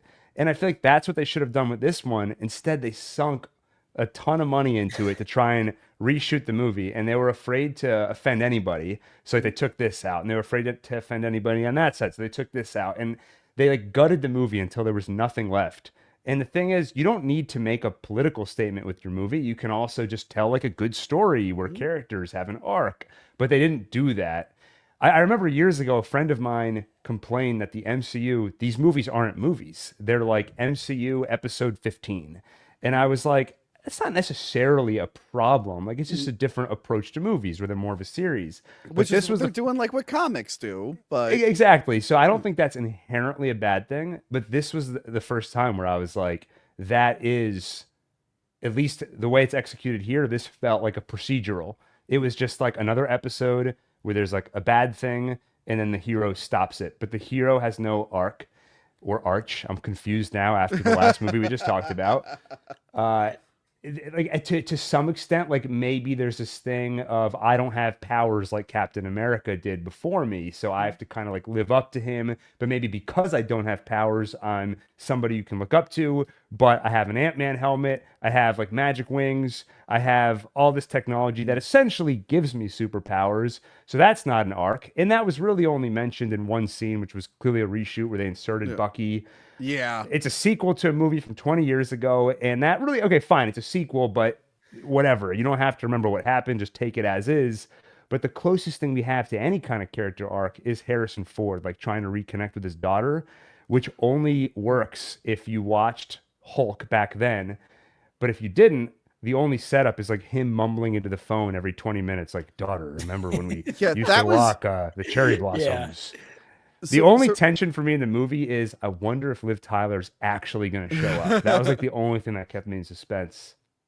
Yeah, she showed up on a green screen and they put like that was clearly green screen and they make sure to film her like through a window to cover up that it was like digital maybe. Anyway, I thought it was great. Like at the end of it. That's the thing. The best you're gonna get, because I've seen reviews for this, and people are just like, "It was all right." That's all you're gonna get from this is all right. Well, like, there But was you've nothing. been- Like if I watched Quantumania, there are parts where I'm like, there's Mm. nothing in this movie that makes me, do that. Nothing like particularly annoys me. It's just not a good movie. Yeah. And I just look at it and I'm like, I don't know why you released this movie. Joey C, what did you think about Captain America: Brave New World?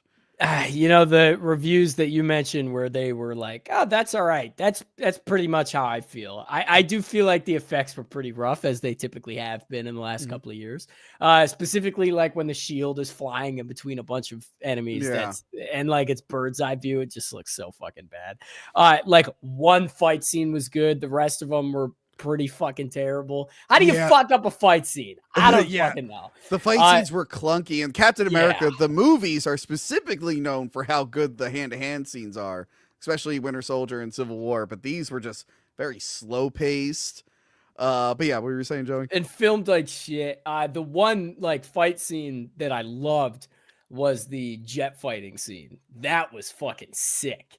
Yeah. The story really reminded me of like your typical spy movie where like the bad guy's going to destroy the world and the good guy has to go against his bosses to go rogue and save the world. So it's nothing special. And I mean, the film itself is pretty forgettable. But did I hate it? I don't think so. I think it was like 25 to 30 minutes too long. I feel like after the jet fighting scene, It's funny because I think it's actually one of the shorter MCU movies, right? Yeah, It doesn't I think feel it's that way. just- Yeah. I think it's just under 2 hours. Yeah. I do feel like they should have fucking did it in an hour and a half because like after the jet fighting scene, I was like, all right, sweet. We're at the end of the movie. I got to piss. Let's rock and roll. And Yeah. it just dragged on. I feel like they should have went straight from the jet fighting scene to the whole Red Hulk scene. And it should have just gone right into the finale after that. Because that jet fighting scene felt like a fucking finale scene. That dragged on in and of itself. Forgettable. I definitely won't watch it again, but No. it was all right. Crystal, I'm assuming you didn't see this one. Nope. That's okay. Smart. Totally. She asked me They're about right. it, and I Yeah. was like, "Don't even bother." I have Um, no interest. Yeah, that's the thing. Like, you're right, Gil. They clearly were making this a while. When did they start production on this? I feel like it was years ago. Hold on. 'Cause I feel like it was done shooting like 2 years ago. And like, it was originally supposed to come out. Let's see, started shooting March 2023, I think. Oh, okay. So yeah, early 2023, and it's only coming out like now. That's rough. Because they did have to like shoot everything. Wasn't like Harrison Ford at it like late into this one? I know Giancarlo was definitely at it And he very was. late. Which I don't know why they thought like this will save the movie. Like What the- Giancarlo Esposito like walking around with a gun And like totally unbelievable that he would at all be an impediment to Yeah. this like So- super powerful guy. So they were doing the Serpent Society, and it looks like from this, Seth Rollins and them, they had like snake themed outfits and whatnot. And they were like, all right, get rid of that. Now it's old man. I don't It's know like- why did they even do that? I He's don't not know. even- I I guess don't think he's a draw anymore. Like I think like this character where he just plays another villain like he did in The Mandalorian. I think it's played out at this point. Like for me, when I see he's in something, it no longer excites me. Instead, I'm like, I don't want to see that. Like, I know exactly what I'm gonna get. I'm sick No. of it. I feel bad for Anthony Mackie. Anthony Mackie is good. But the whole time I was watching this Joey C, I was just getting excited for Twisted Metal season 2. Yeah, Sam. That's all I was thinking about. Because he's funny. So like there are scenes where he's really, really good. He can be funny. And then there are scenes where he's kind of phoning in, like he doesn't deliver the comedic stuff that well. And after watching like Twisted Metal, I'm like, I know he's funny and I know he can act, but he's very hit or miss in this movie. And maybe that is a result of like, oh, they're changing everything last minute, trying my best here. So okay, the new Falcon. I don't remember this character from the show. He made no impression on me, which I guess is fine because after watching him in this movie, I'm like, they need to get rid of this character right away. This is one of the worst MCU characters ever. Did he make jokes? Was he jokey on the show? I don't remember that. But by the way, the MCU humor, which is everyone trying to be like Joss Whedon, but they're not as good, this is like the worst offender of it. Like when he kicks those guys' ass and like dances and stuff, I'm like, oh no, Oh, it's oh so no. He's fucking right bad. behind me, isn't he? Yeah, it's literally that. Like, and like Deadpool kind of made fun of that. That's the thing. Like, I know that formula worked, but like Joss Whedon was the best of it, and everyone is trying to be like him with the quips, and Yeah. they've never really pulled it off. Every time he opened his mouth, I just went, "Oh my god, shut up, you're terrible, you're awful." She was a nothing character. What is her? So she was a former Black Widow, but she works for the president now. That's it. Nothing more needs to be Yeah, said. literally. That's That's it. it. You fucking got it. Is she like?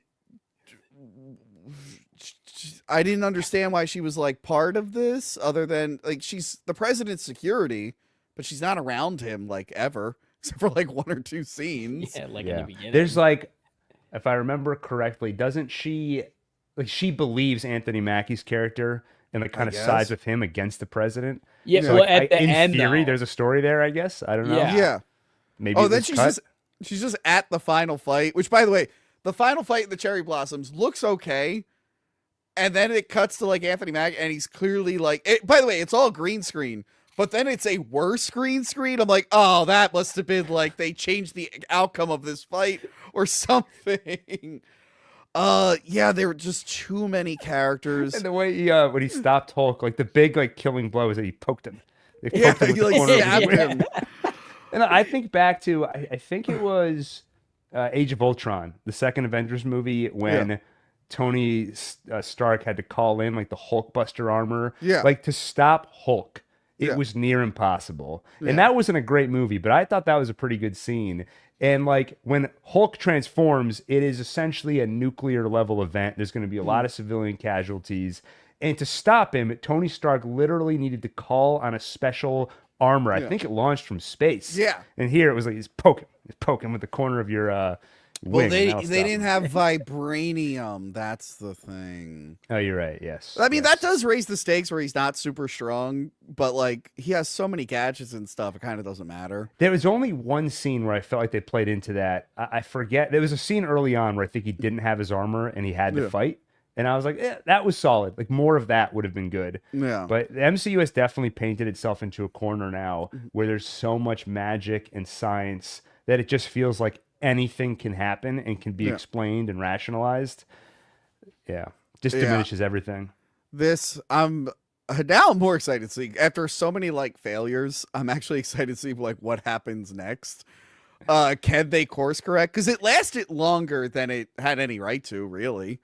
Like the MCU, I'm surprised they even got up to Endgame. They were able to like Yeah, evolve a same. little bit, but they got too comfortable. They got too comfortable and Yeah. too carried away. And it's like, can you fix your reputation? Like, The fact that like Deadpool and Wolverine is their biggest movie and it's related to movies they didn't make and it's just about two dudes hanging out. And it's spoofing your whole franchise. And it's spoofing it. Yeah. You know, all their other movies are like, yeah, it's about a hero, but it's really about his diverse multicultural team full of women. And then your biggest hit is just two bros hanging out to beat up a woman, ironically.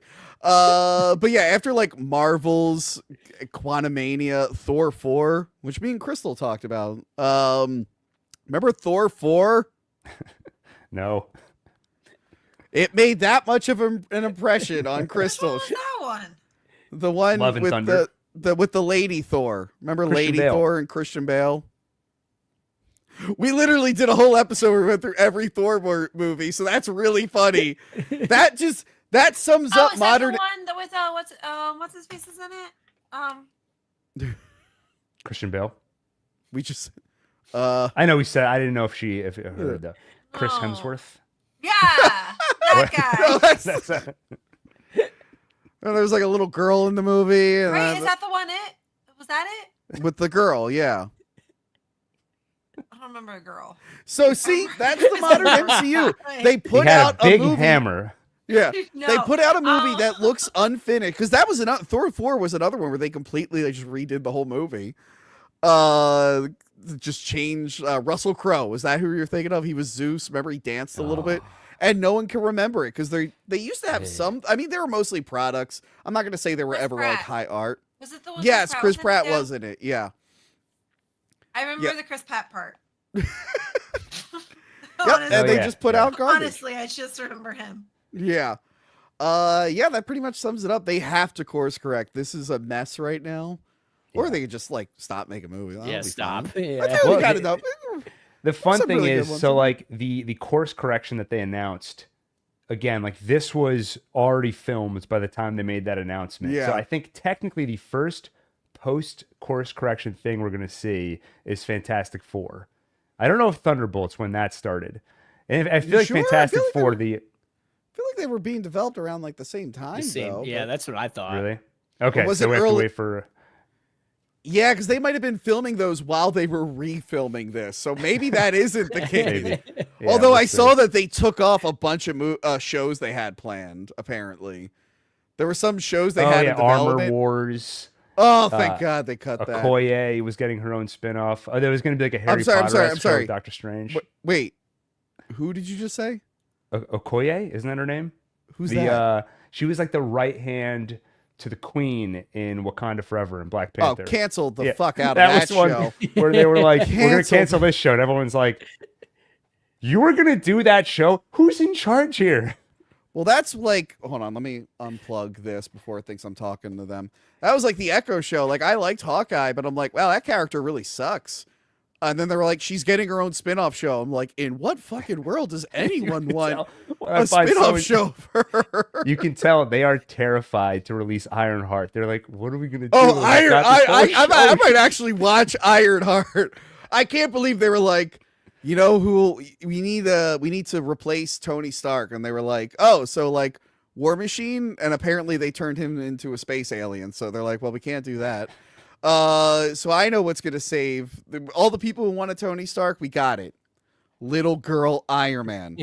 Now go to any of your Five Belows or outlet stores. You will see walls of little girl Iron Man toys that have not sold from the last Black Panther movie. So that show's going to be a disaster. Yeah. I can't wait for it. Oh man. Yeah. So this wasn't good. I hope Anthony Mackie gets maybe one more shot to play the character. But I'd rather just see him in Twisted Metal season 2 instead, where he's actually funny and the action is actually fun. Yeah, this was a huge mess. Look forward to my update to the MCU timeline in about 4 months, where this will be incorporated, which means I have to watch it again, probably Yep. 2 or 3 Yep. more times. By the way, I'm sorry, real quick, the Red Hulk thing. Why was that framed like a mystery? I have no idea. If it was I such, don't get it. I don't know. there was no way it was ever going to be a mystery because they would have had to make toys of it because little kids like Hulk, and this is a red one. So it should have never been a big. I thought it was going to be something that happened in like the middle of the movie. Then like him and the Hulk would fight some threat that the leader made. And it's like, no, it just led up to that. Like that would have been fine if you didn't advertise it and you like hid all of it. But like it's literally on the poster when you walk into the theater. It was So when them, it's like like a surprise, it's like, yeah, I already know. they were like, we need to get people in the theater. There's no interest in this. And they were acting like showing people Red Hulk will be like, that's the thing. But I don't think that's true to the general public. I think there are some comic book fans who are like, finally, Red Hulk. But I think the average consumer isn't excited by Hulk and like, wait for it. He's red. Especially after I don't think you know, and I think history has proven me correct already because it didn't work. especially after She-Hulk, which had the real Hulk in it and no one cared. So they were like, well, we don't really care about regular Hulk anymore. What made you think we cared about elderly Harrison Ford Hulk? That was the thing in the comics, though. I think when he was established, like, you didn't know it was Thunderbolt Ross for a while. Also, he had some kind of heat power. I don't know much about Red Hulk. I wasn't really reading Marvel around that time. So he has some kind of heat power to him. I don't know. The leader sucked. I'm a big Hulk guy, so the fact that like we're finally getting more Hulk stuff and it's being put into non-Hulk things is really upsetting me. And that's Universal, by the way. Universal still owns like the solo Hulk rights, and they're apparently just ridiculous to work with, which is why they never tried with him again. So that's why he's always just showing up in things. So yeah, the leader was a big letdown. I don't know why they redesigned him. Like, I mean, I guess we would have to see what it would look like on film. Maybe it did look ridiculous, but it's a guy with a fucking big head. How is it gonna look anything other than ridiculous? Yeah. Maybe But, if he wore a hat, that could have helped, like a big, like a like big a Abraham hat. Lincoln Gallon style hat. Yeah. But the fact Just that they CGI like a hat into the movie. the fact that they were like, yeah, this will be it. I'm like, what? That looks terrible. It doesn't look anything like the leader. He's not even green. Well, and it's like they do the thing where the villain's supposed to be always 10 steps ahead, but you never see it play out. It's just him saying like, I knew that would happen. I'm like, says who? It's We not only even that he knew. He's like, I had a guess that would happen. And then like, he's not 10 steps ahead because he literally goes to Captain America. He's like, my plan was supposed to end with the big sea battle and you messed it up. It's like, what the fuck? And like the real like 4D chess thing he did was get General Ross to become the president of the United States. Like that was all done by him to Yeah. get him to take these pills to become Red Hulk. But all of that happened before the movie. So we're all taking it just like at his word that he's responsible for this. Yeah. And also the reunion between Thunderbolt Ross and his daughter. Like, if you go back and watch that Incredible Hulk movie, it's not that good.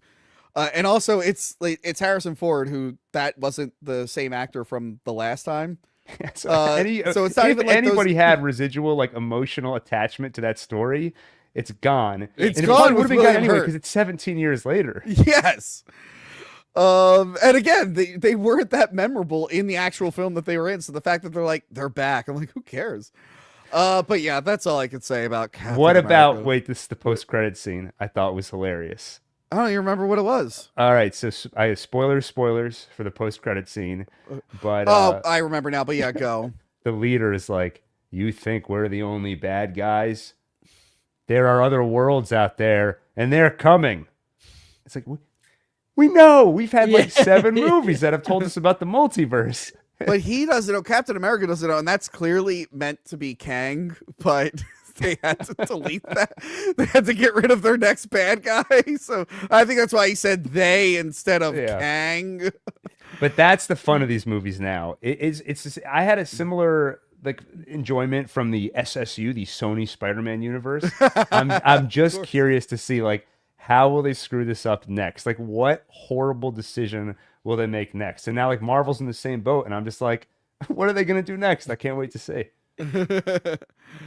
But yeah, that is it from us. Let's get some of our patrons in here. Hello, Logan. Hey. What are Oh, fuck off! What I'm talking What we about, talking about? baby. Fuck What maybe we're yeah. talking about? Well Yeah. done. I You like just made all me the hungry. popular ones. The one. No, which ones did you watch? Yo, come on. That's a fruit. That's sacred, man. I love watched those. You I act like watched all you these in eat theaters. fruit, Joey. I do. I am the fruit, motherfucker. I don't need to eat it. So what? What did you say, Joey? I said I am the fruit. Not. You know what, Logan? What movies did you see this month? But yeah, I saw I saw Companion, Hard Eyes, Captain America, and Love Hurts. Okay, what tell briefly, what did you like about all of those? Companion, go. Companion is amazing. That movie's Companion. freaking amazing. It's like Machina. Yeah, it's like that. If you flipped it the other way, it's like if the robot actually like had feelings. You know what I mean? And the one scene that got me, like thought was just like heartbreaking, is when they have her tied down. I'm not going to like spoilers, but like she's tied down in a chair in one scene, and she's just literally like love bombing the guy because she's so in love with him because she's programmed to be in love with him. And she's just like, we can forget it all happened. I just want to go home. I just want to go. And then she's like crying. I'm like, oh my God, like that's heavy. Like it was a really good movie, and I was not expecting that at all. I really want to watch it again. It's definitely rewatchable, 100%. What about Hard Eyes? Are you like me? Did you love it? Oh, I loved it. I actually Thank thought you. it was better than Thanksgiving, in my personal opinion. Oh, Really? I mean, it was the movie. When I watched it, I liked Thanksgiving. I wanted to like it more because I wanted it to be the fake trailer. I wanted that Thanksgiving, and that's not the movie we got. We got this movie that was a little bit more serious than I wanted it to be. We reviewed it. Me, Joe, Gil, were you on that Oh one? yeah, we did. You, me, and Adam, I think. Yeah. We reviewed that one. I didn't think it was as good as the trailer. I thought Thanksgiving was good, but yeah, I liked Hard Eyes way more. Oh yeah, and I like the kills. It went it was like super gory. I love the nod to different romantic comedies, like at the end where she's doing the speech and she's just saying quote after quote after quote, and this long like new quote. Yeah. I thought that was cool. I love when they decide they're gonna take down the killer and like Please Don't Go starts playing. Yeah, in slow motion. Please don't go. I'm like, oh, that's fucking great. Yeah, I don't know. It was cool. Like, and I like the only thing is like with the ending and everything kind of bugged me because I mean they can still franchise it because I do think it can be a friend. I mean, it's really like it's kind of like how I want the Scream movies to be. Like the Scream movies are never like this is like a Scream movie that I want that I've never gotten in a while. Kind of like I like Screams never really push it with the R. I mean, the last one was a little bit closer, but like they never really dive into the hard R gore, and this one had that and also had the meta-ness and then the funniness. I really enjoyed Hard Eyes a lot. Real quick, Crystal, what are you doing? Yeah, I was just like, I was like, what's happening there? I'm like starting to get delusional. I'm tired. What? Do you want to go? Like you can go. You're just okay. I thought you were she had to sit there for 20 minutes. I thought you were doing like a comedy bit. I just saw the top of your head. No, I'm just really tired. Then go to sleep. We're done doing the reviews. No, it's okay. Oh my God. Anyway, I will say the best part of Hard Eyes is when she's trying to hide her vibrator from the guy. Oh, when he comes to her house. That was fun. And she's that was pretty great. The killer reveals himself. She just hits him in the face with the vibrator. I thought that was great. The movie gets to it. That's the cool, fun thing. Like it is go. Yeah. Like it really doesn't it doesn't fuck around. Like you're not waiting 30 minutes for the movie to actually start going. The whole movie is the movie. You know what I mean? And I was like, you know what? Whatever. I'll just let it get. I was gonna say I was actually invested in their relationship too, because when it was a romantic comedy, like I hope these two get together, and then a killer would show up. Like, oh right, I forgot. I feel like it was so long without the killer though, and then there's a news report where he killed a couple of people at a spa, and I'm like, why wasn't that a scene? Like that's the movie's not subtle at all. Like the characters are giving these monologues about like I don't believe in love because of my parents. Well, I do believe in love because of my parents. The one place it's subtle is like where he's killing people at the spa, and I was like, that shouldn't have been subtle. Anyway, sorry. Well, I think it's camp. It's like I think they're really like leaning into it. You know what I mean? Yeah. I think they're like the setup payoff is very leaned into. Like the conversations are not like they don't feel as natural, but I feel like that's like kind of on purpose. No, I think it is on purpose. Wacky, like not really like. Like if me and you were talking at a Starbucks, that's not how our conversation would be going. Right, which I guess it then becomes subjective because then it's purely about how much does it make you laugh. And Yeah. I don't know. I guess it's just like I'm in sync with some of the movie, and then some of it, like when they were listing it, when she was incorporating different movie titles into her speech, Yeah. I was just like, I don't know, just like naming movies. It's like, why is that funny? I don't get it. But it's subjective funny. comedy. I understand. It's kind of funny. But yeah, Love Hurts was pretty good. I didn't mind that one. I thought that was it had parts of it that I really enjoyed. I saw the trailers. I didn't really think I was going to be into it based off how the trailers were, and just like I didn't really look how the like scenes were. I didn't like how the scenes like were shot and stuff like that. And I thought it was going to be very disoriented to watch. I will say I did watch this a little faster pace to make sure I could to watch it today. Everyone, Gil, you introduced it. Oh, yeah, the I double opened the door. speed. No, I've been doing this for reviews. Okay, like if I okay. want to, I've been doing this. Like if I'm doing the notes, I'm like, I don't have an hour and 30 minutes to rewatch this movie. This will make it go by an hour. Okay, and I'm typing my notes. Pacing was great throughout the movie. It does get pretty jarring because like y'all see the fight scenes were kind of slow and stuff like that. I'm like, oh no, sorry, that was with Captain America. Never mind. Yeah. I mean, I didn't watch that on fast. I didn't fastly watch that because you can't do that in theater. You just go up to the. Oh, I will say, Heart Eyes. The very top of the theater, the projector was like crooked.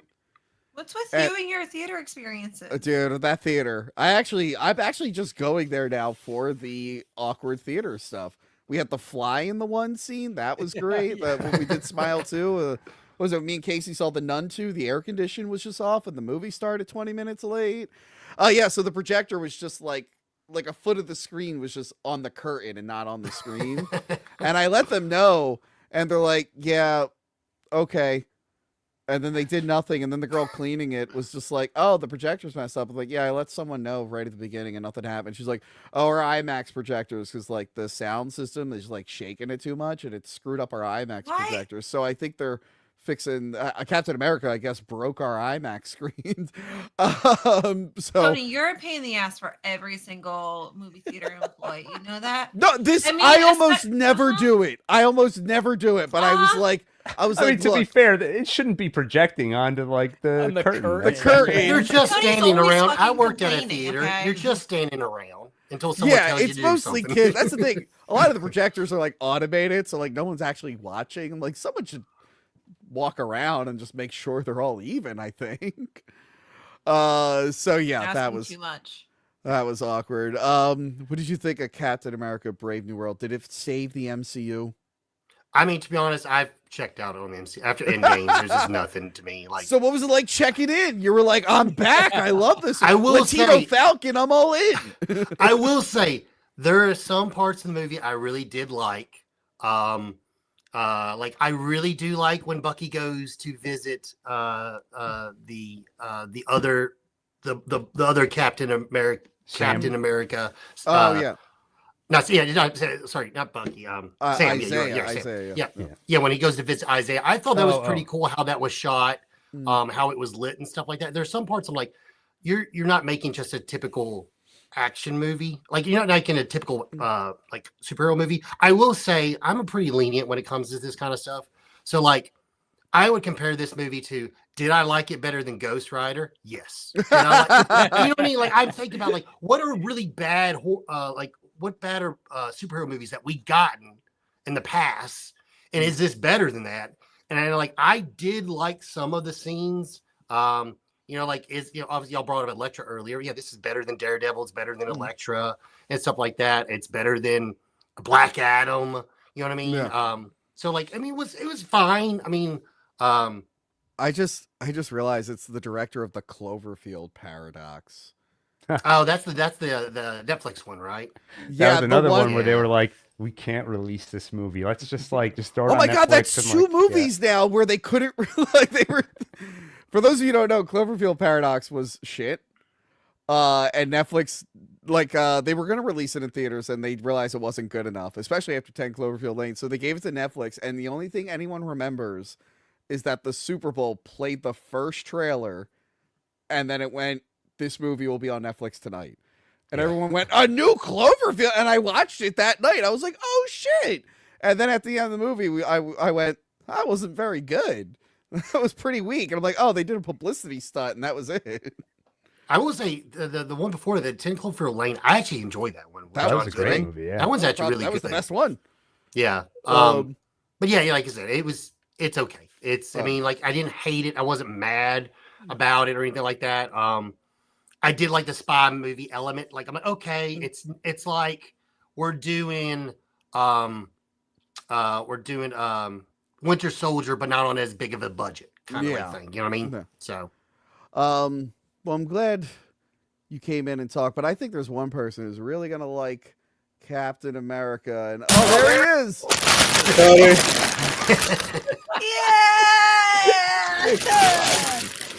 Okay, real quick. Whatever microphone you have, you're not allowed to do that bit because that just killed our ears. Sorry. Lucius Steve, Hello, thank you for saying everybody. rest in peace, Gene Hackman. Which we forgot to mention. Gene Hackman died. So now I have to shoot an insert in the beginning of my Superman 2 review because we're gonna have everyone going like, "Why are you and Frank not talking about him in past tense?" Jeez, Frank, can you believe that Gene Hackman is still alive at 95? yeah, that's what our whole episode was like. Gene Hackman, who's still alive. Lucha Steve, these people here, they just hate diversity apparently. But how do you feel about Latino Falcon? Did your dreams come true? This is gonna be a very controversial opinion. I actually have no issue with him. I actually kind of liked him in the movie. Okay, so this is a win. Yeah, this is a win. This is what you always wanted.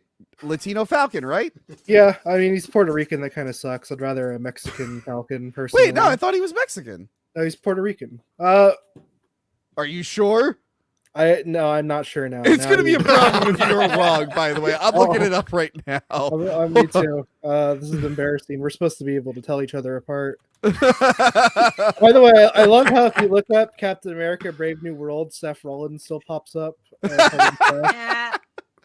I'm pretty sure he's Mexican, Lucha Steve. By the way, our Latin. God! This is embarrassing. To be fair, he's half Colombian, and I think that's what threw me off. Oh, so then that doesn't count. That doesn't count. Well, I mean, no count. So yeah, I'm gonna completely change what I said. Finally, we got a Mexican hero in the MCU. Are you mad that he wasn't half a bird, like in the comics? Would you have been happier if he? Thing. Yeah, I don't know, because I had to look up if this character's real, and of course it's like a newer one and under Disney's ownership, so they probably can pay the person who created him less. Yeah, probably. They probably were like, "Oh, we want to have a Hispanic Falcon down the line, so make one." Well, that's the thing. Disney really wants to push characters that were made under their ownership because I guess they have different deals for the artists. So that's why a lot of these characters are being made and now they're being pushed. But now the people who like these movies are like, I don't give a shit about this character. And like, oh fuck, we gotta go back. Yeah, if you look at a lot of the storylines that have been adapted from comics, they're from like the last 10 or 15 years. They got lucky with Miles Morales. That's the one that worked. And then they were like, new Miss Marvel, they'll love her. And everyone's like, no, we actually don't. It's weird. People did at first, and then just like I guess like just heard her being a super fan. It didn't have the staying power that they wanted. Remember they made a whole Avengers game and she was the central focus? That was a so smart idea. That was the worst idea of all time. But yeah, what other movie did you see on the list? And I saw. Sorry, go ahead. And feel free to yell at me for not putting the monkey on the show. Sorry. Okay. You know what? You're forgiven as long as it comes not. in some time. The monkey is really good though. I was sorry. I'm gonna talk about the monkey for a quick second. Go ahead. It was a surprise. I was just kind of like, oh yeah, I guess I'll watch it. I like long legs, so it's like maybe I'll get the same thing from here. And then it was a completely different movie. It was about like 10 minutes in that I was like, oh my god, this is actually just a legit comedy. I thought this was just like I didn't know weird. That. It's like an absurdist comedy with like horror elements in it, and I like had a blast watching it. It's Stephen King, right? Yeah. I've been doing a lot of Stephen King research because I'm filming with Logan on Saturday for his show. Dr. Sleep. Yeah, Dick Halloran is in New World. He plays. Yeah, he is the new Ezekiel. one. I finally read the Dr. Sleep book, so I'm prepared. I finished it, by the way.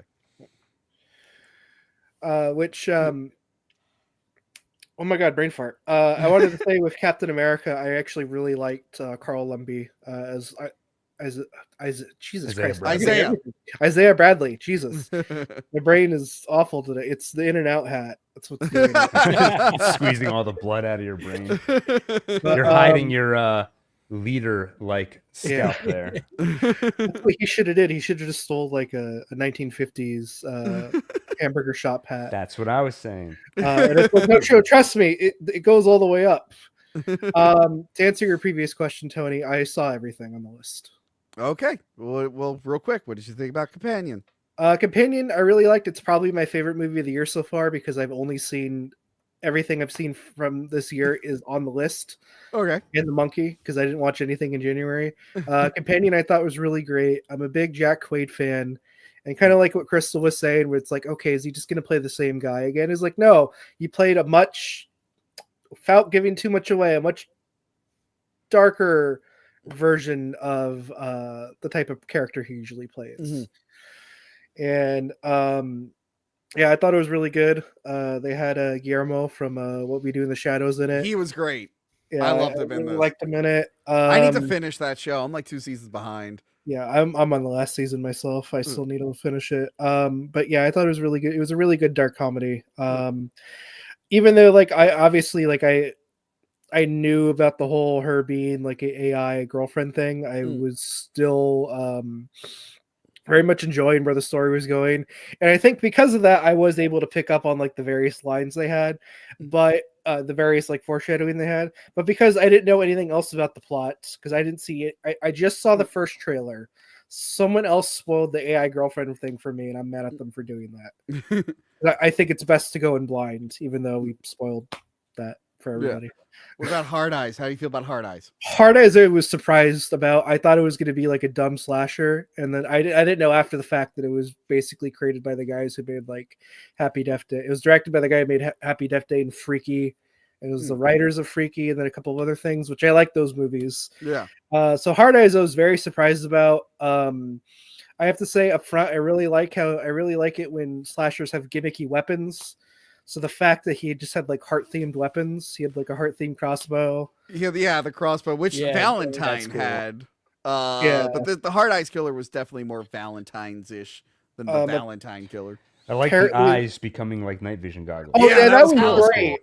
I thought like just because the trailers have light up eyes, so I thought that was just the thing for the trailers.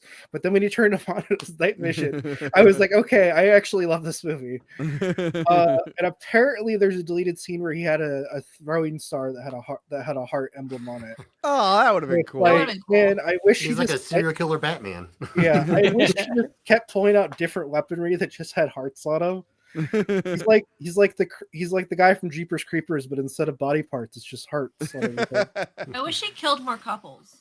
Yeah, I read a funny. That's what I was saying before. Yeah, I like read a funny review that said this movie's homophobic because he just kills no gay couples in the movie. No, that's not. He tried killing. Wasn't there a lesbian couple? He tried. In Yes, he tried to kill a lesbian couple. Yes. Couple's a couple to him. Okay. What I really liked about the movie is it really played into both sides of like the director said he really wanted the romance side to be like Nora Ephron, and he wanted the horror side to be like Wes Craven. Yeah. And I feel like there's like a lot of Scream influence in this. I feel like it's a really good Lost Scream ripoff. Hot take, it's better than Valentine. I enjoyed it more than Valentine. Yeah, it's better than Valentine. Valentine's good, but it's still like still Millennium Slasher. Crystal, we had fun. Crystal, we had fun reviewing Valentine. I didn't really have fun watching Valentine. I watched it again this. No, you would. I actually started your guys' I watched review. it recently. I actually started your guys' review on Valentine's Day. I'm like, I'm gonna watch this review, and I forgot how much Casey was like, "Oh my god, I love this movie," and I'm just like, really? Casey's like the biggest fan. She actually thinks it's the best movie ever made. She has like 3 shirts. That Tim makes. By the way, that was before he was on the show. Tim made those. Oh, that guy. Yeah. Okay, cool. Yeah. Okay. But yeah, I really enjoyed Hard Eyes. All right. Well, I think we talked about all of them. Well, there's one more guy here. God Lothos, hello. Oh, hey, what's up, guys? Again. Hey, what movies did you watch? Fortunately, I've been getting ready to move, and I had a very, very bad beginning of this month, so I didn't watch anything, unfortunately. Which one looked the most exciting to you? The wrestling one. I wanted to check that one out. It was Dark fun. something. If Sorry. you're short on time, Okay. there's a feature where you can watch and Play fast the forward. movie double speed. Oh, if I should have done that one then. No, but unfortunately, like I said, like today, I just got ready to sign for my new apartment, so I've been kind of busy the last 2 weeks, unfortunately. Well, good luck And on that the takes move. priority over Hack the Movies. Makes sense. Well, of course, and I Most just learned things something. take priority over it. Well, I just learned something that because I'm a Patreon member, which you all should be on, $10 a month. I on Christmas Day will get a poster of Tony. That's right. I talked about that earlier in the Yes, show. and that's, Hold and that's what I just learned. on. Let me go back for anyone who's maybe tuning in late. God, where is it? Tony, Yes. does that mean I Yeah, get right all there, that right there. stuff? Because I've been a Patreon for over a year. Does that mean I get all that stuff now? No, you get it from whenever I activated it. So Which I yes, think it was a couple weeks ago, I think. so yes, at 3 months you get the Batman 89 inspired Hack the Movie sticker. At 6 months you get a beautiful drawing of me as Wolverine, but like my cosplay Wolverine, not me as like an actual Wolverine. better A one. drawing of my terrible cosplay. At 9 months you get the mug with the iconic Tony Peaks image on there. And yes, 12 months you get the Nightmare on Elm Street themed poster with all of us, featuring Joey C is on the poster. That's right, I I want to see am. the poster. Huh? I want to see the poster. It's on Patreon, which you have a subscription to. It was No, a I preview. don't. You still haven't given it to me. I did. All right. Guys. I swear to God, I swear to God, I did. The you're in art hell. is previously exclusive images for our patrons, our $10 patrons. So no, I can't even show you what the poster looks like because that's only for the $10 patrons. But I hope. Oh God! I Whoa, brought the hang Mail on a Stripper back second. up. Hang on, let's go back to that. There's something I missed. Yeah. But yeah, I'm excited for you to get all your merch. Especially What since is I it, get on Christmas Day. Nice. Oh. What do we get for being on the show? You get to Okay, have the honor of let's, being with no. I can't say you get the honor of being with the famous Tony who was in the Dark Knight Rises. Yeah. See? Get him out of here. No, he can hang out. Let's get your last minute super chats in. There it is. Oh, I signed it for you, didn't I? Yep. I signed you so many Dark Knight Rises. Oh, did you guys see what happened when I went to the brewery? A guy brought a copy of The Dark Knight, not The Dark Knight Rises. I did a whole video. I did a whole video ripping him. Apparently, his wife was making fun of him and shit because he had hyped it up so much. Oh, And that's I'm like, the worst. I'm not in this one. He's like, oh fuck. But yeah, let's go through some of these super chats. You can hang out with us, God Lothos. Real quick thank before I you. forget, on Twitch, Ninja Tyler Black, who I should have had on for this. He is a wrestler. I met him in L.A. We met him, Lucha Steve. He was a cool guy. Yeah, he gets carried away with a certain word that he's comfortable saying, but I wish he wasn't saying around us. For 22 bits. Can you say the word? Or? I'm not gonna say what the word was. It's just he said it in the middle of Barcade. I was like, okay, let's Joey, remember that thing you say at the beginning of the stream, like within reason? Oh, yeah, within okay. no, no, he didn't say it now. He said it when we were out at Barcade. Right By the way, now, Tony, right now for 22 bits, he says Tony loves Daddy Dilkers. That's fucking right. And then Shawnee Al on Twitch. Are you gonna put did them on a the hu- screen? I, are you doing? StreamYard only does it for YouTube. It's annoying. Shawnee Al on Twitch did 100 bits and he sent a Norwal emoji. Okay. Oh, real quick, guys, we got to check Rumble. Nothing on Rumble. All right, let's go. Super chats. Joe Panaccio for $5. Tony, really enjoyed the Saw 2 and 3 videos, but we need more Crystal, Kit, and the C word. Also love the Daredevil What They Won't Do video. Thank you. You're one of the 5 people If watching. you love Daredevil, Come stay back tuned. Monday. Come back Monday. Oh, Yeah, man, that looks that good. Yeah, Kit tried to use the C word again. I had to bleep him once again. I'm like, that's one that YouTube doesn't like, Kit. Come So on. don't say it 10 times right now. I will put you in the tunnel permanently. I heard a rumor that's the flail for $5. I heard a rumor that Tony has nipple rings. Lift up the shirt to prove it or not. God. No, as it was famously pointed out like a month ago, I put on a little too much holiday weight, so we are nowhere near. We're losing it. We're doing pretty good, but we're not shirts. We're not tits out Tony yet. Okay, we gotta relax. Discord fat shame Tony. Langwedier. I feel like I say that wrong every single time. The MCU should have stuck with the more accurate look for the leader. In the movie, he looked like a poisoned testicle. Oh my god. That's a great comment. Hold on. Let's Let's bring it up. Joey C, don't look at that. Oh man. Hold on. I gotta see this. Go back. By the way, I didn't personally mind his appearance. I think I was just so excited to see him finally play the leader that I was just willing to take anything. I will say it looked cool at first when he was like in the shadows and his eyes were glowing, and then they threw that right out the window. They put too much light on him. Like, oh no, that looks bad. I think it's one of those things where we would all forgive how he looks if he was better in the movie, or if the movie was better. Yeah. But now that we're all just crapping on it, it's just fun, especially when you take that freeze frame where one of his eyes is kind of like just looks goofy. Kevin McGarland for $4.99. Tony, are you worried about competition and confusion caused by Hallie Welch's new channel, Hacktua Movies, and her new show, Hawktua Movies and Hawkin' About Tapes? No, I don't think she's going to be doing anything for a while. She did do that apology video, but then like it was taken down right away because I guess she said something that her lawyers didn't like. What? So. Yeah, the Hawktua girl got canceled. Did you not know that? Yeah, I she's knew part that. I of just didn't know what she said. Like for the video to be taken down. Yeah, she did some interview or something, but apparently she was not supposed to do it.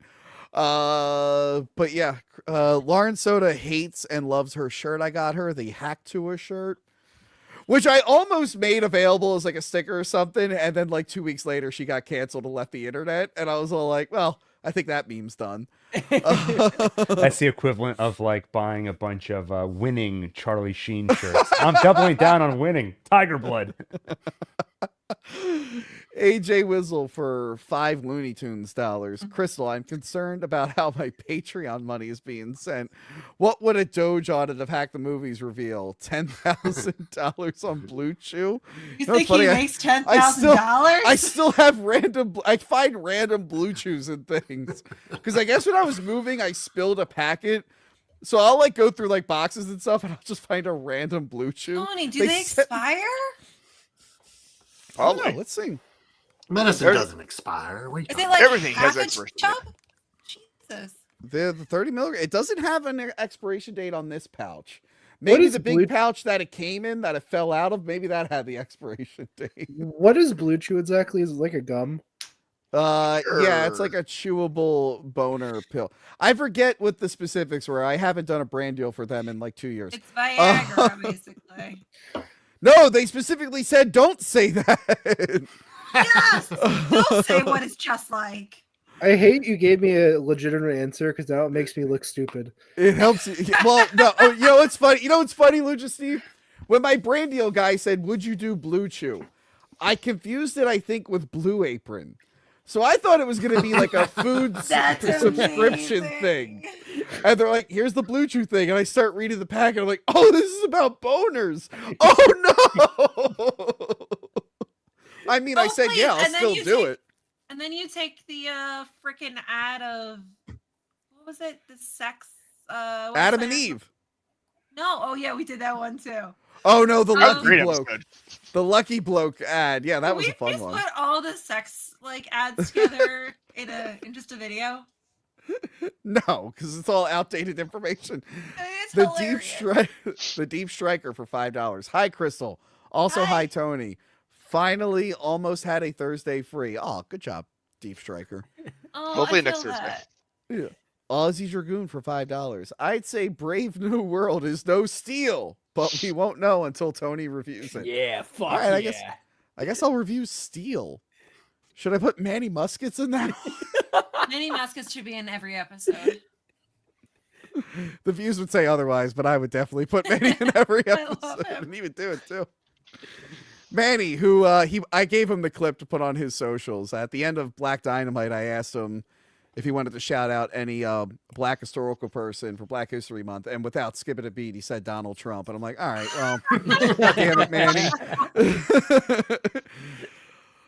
What's so MD? I think so. What's so MD? Anyway, for $5. Why tell this story in the movie now? It's all just a setup. It was lame. What movie were we reviewing at 9:50? That was Captain America. That was Captain America. Okay. Yeah. Yeah, it is all just kind of a setup for like adamantium and other shit. Yeah, that sucks. It wasn't even, you know what? Just keep going. Aussie Dragoon for $5. Fun fact, there's a Happy Meal plush of Diamondback, the character who was cut from the final movie. She was one of 5. Falcon wasn't one. The Shield was. Yeah, she was gonna be played by Rosa Salazar, and like they like filmed. It was her and Seth Rollins were Sidewinder's henchmen, and then just fucking cut him out. Wait, hold on. Wow. Because I just gotta ask a question. Does Marvel? Hold on. Okay. And was Copperhead the other one? Oh no, that was Cottonmouth. I was gonna say they already did Diamondback. They were in Luke Cage. There's 2 and they were Diamondbacks. there's 2 Diamond. So there's comic accurate Black Man Diamondback, and then there's Tiny Woman Diamondback. Is that what you're telling me? I guess so.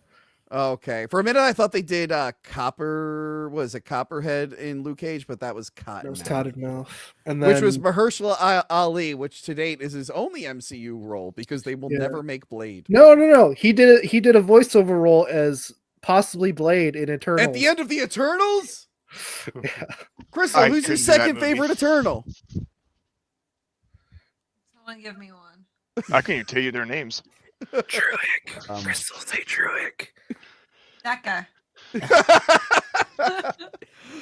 Living Dead Jake for $2. Always enjoy the content, guys. Hack the pain, Das.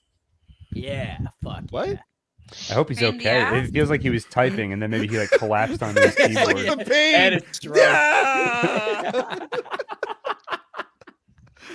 Joe Panaccio, Tony, how do you determine when you're doing a non-horror movie for a review? Also, any shorts or other scripts that you're working on right now? How do I determine when I'm doing a non-horror movie for a review? I don't know what that means. I pick movies and I put them on the calendar. Sometimes around an anniversary, but sometimes just because. He just picks random shit. He like has a So dartboard.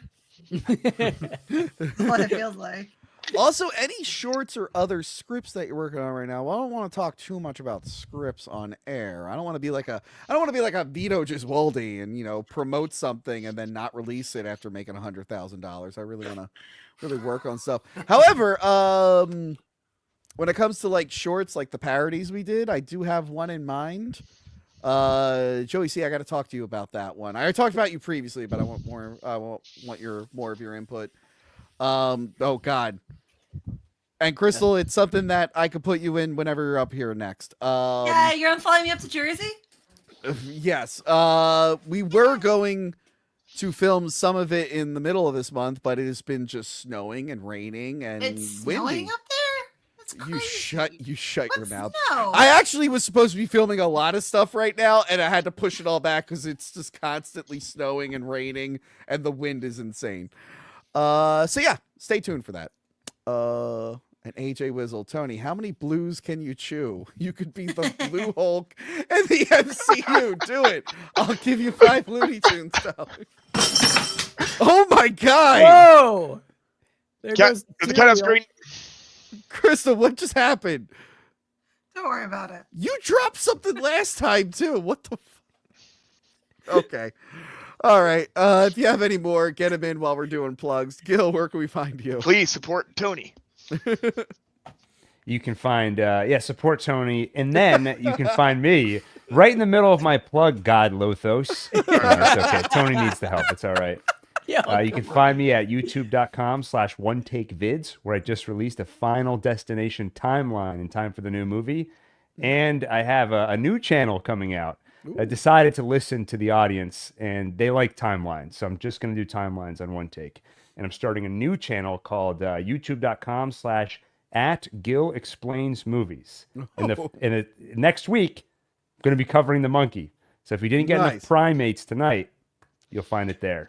Wait, is the podcast still happening? What channel is that on? That's on One Take Podcast. Right. I'm on an Yeah, episode of that. Yeah, you are. That's right, on the Megalopolis episode. Yes. But that video is still, it's all a mess right now. I'm figuring it out.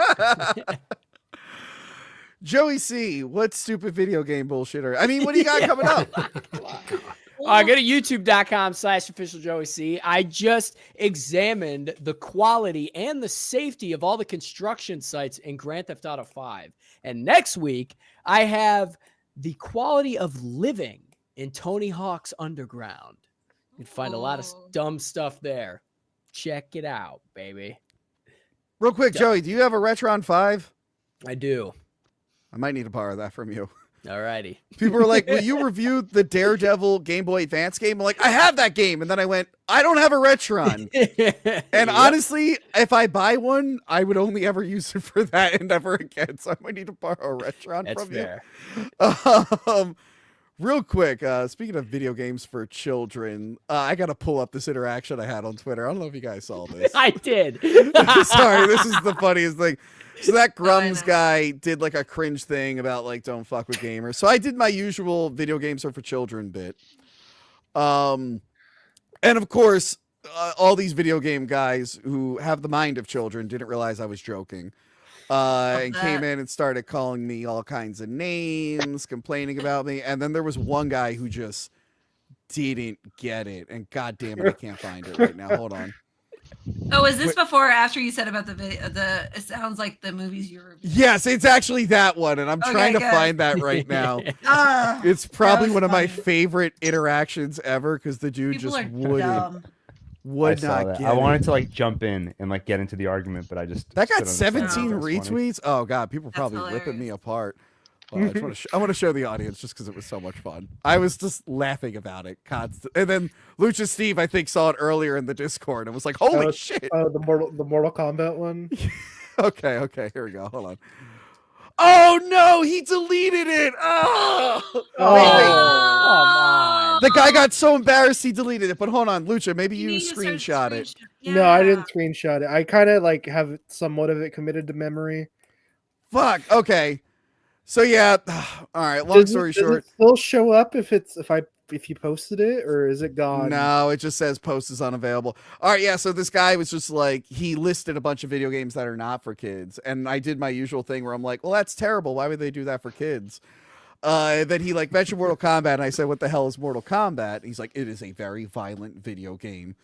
And then I'm like, wow, it sounds like those movies I talk about. I sent him the Mortal Kombat playlist, and he responded with, you said you didn't know what Mortal Kombat was. Were you being sarcastic? I'm like, oh my god! I'm like, I overly explained the joke there, but yeah, I guess he got embarrassed. Did you realize you're commenting on Twitter or X, Yeah. right? You By the way, Bearded Outlaw Mike Moorhead was supposed to join us, and all I heard was having technical difficulties. Will update.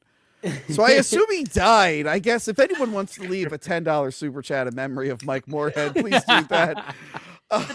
chat. Logan, Video Villa. Other than you're gonna have the very famous Tony from Hack the Movies in your studio, what do you got coming up? Yeah, so we got Dr. Sleep on the docket coming up. America Werewolf in London. But before that, we're going to do The Twilight Zone, Rambo 3. In May, we always do sequels. So May There Be a Sequel is our May month, and we're doing Gremlins 2 and Rocky 2. So it's got to be like a movie that has the direct sequel. Okay. Like, so we've already done Gremlins, and we've already done Rocky and Rocky 3. I skipped 2, but now we're coming back and doing 2. Okay. But yeah, I've got like the whole year planned out. Nice. I've got some possible, like if I can fit extra episodes in there, like I would like to fit in Pet Cemetery. But I got it like Beckett really doesn't like Pet Cemetery, so I got to find someone to do Pet Cemetery with. Well, I think me and Crystal, we want to do what is the worst Pet Cemetery. So we have to watch a bunch of them. Well, that's the remake. Well, the new one came out that I didn't even watch. There was a prequel. I don't know if it's a prequel to the remake Prime or the show. original. Tony, when are you doing? 2's great. 2's great. I think 2's better than the first one, to be honest. Wow. Tony, when are you doing What's the Best Children of the Corn? Oh, dude. So that's me and Movie Dumpster. I made a spreadsheet of all like 12, 13 films and a checklist. So we're going to check it off each time we watch it. So when we all watch it, we will do it. Oh wait, you're actually doing? Oh, okay, that was a joke. I didn't know you're. Well, actually we would have done it. We would have done it years ago, but they wouldn't let anyone know when they were releasing Children of the Corn, the remake. And then last year they were like, it comes. Last year they're like Children of the Corn next month. They did the same thing, Crystal. They did the same thing with Salem's Lot, where they sat on the movie. They sat on the movie for 3 years. Then they're like, next week. I'm like, oh fuck. Oh. Lucha Steve, you got anything going on? Sadly, no. I have plans, but then I don't commit to making anything. So I will use my promo time. Go subscribe to this guy on all three of his channels, apparently. I pointed to you again. Thank you. And not Joey C or Video Villa. Lucha Well, Steve is everybody who clearly- watches you obviously already subscribed to Joey C, so I don't need to promote him. That's right, baby. God bless us. Logan, You want to plug anything, Thank or are you. you just happy to Thank be a you very patron? much. Oh, I'm just happy to be here, and I get to say I'm a patron of Tony, but I have my morning coffee with Joey C in the morning at 9 a.m. my time. Yeah, Oh, mornings with What I'm Joey talking C. about. Coffee with Joey C. Wait, coffee with Joey C? That's a thing? Oh, Yeah, it is it for me. is. I never get invited. Wake up with Joey C. That's right. I Best never get part of waking up You is never Joey invite C me. in your cup. You know what I'm saying? Wow, Joey.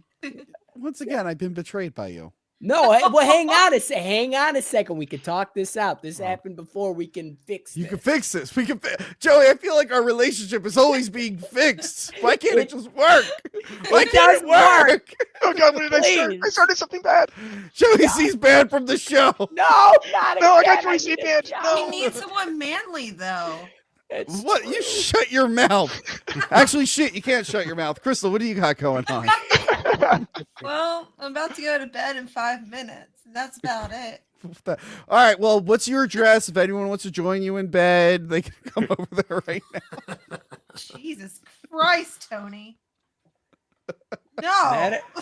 Well, I said plug something. You said I'm going to bed. I figured you wanted people to No, witness you it. said, what are you doing? And I was like, oh, I'm going to go to bed. All right. I'm Well, working tomorrow.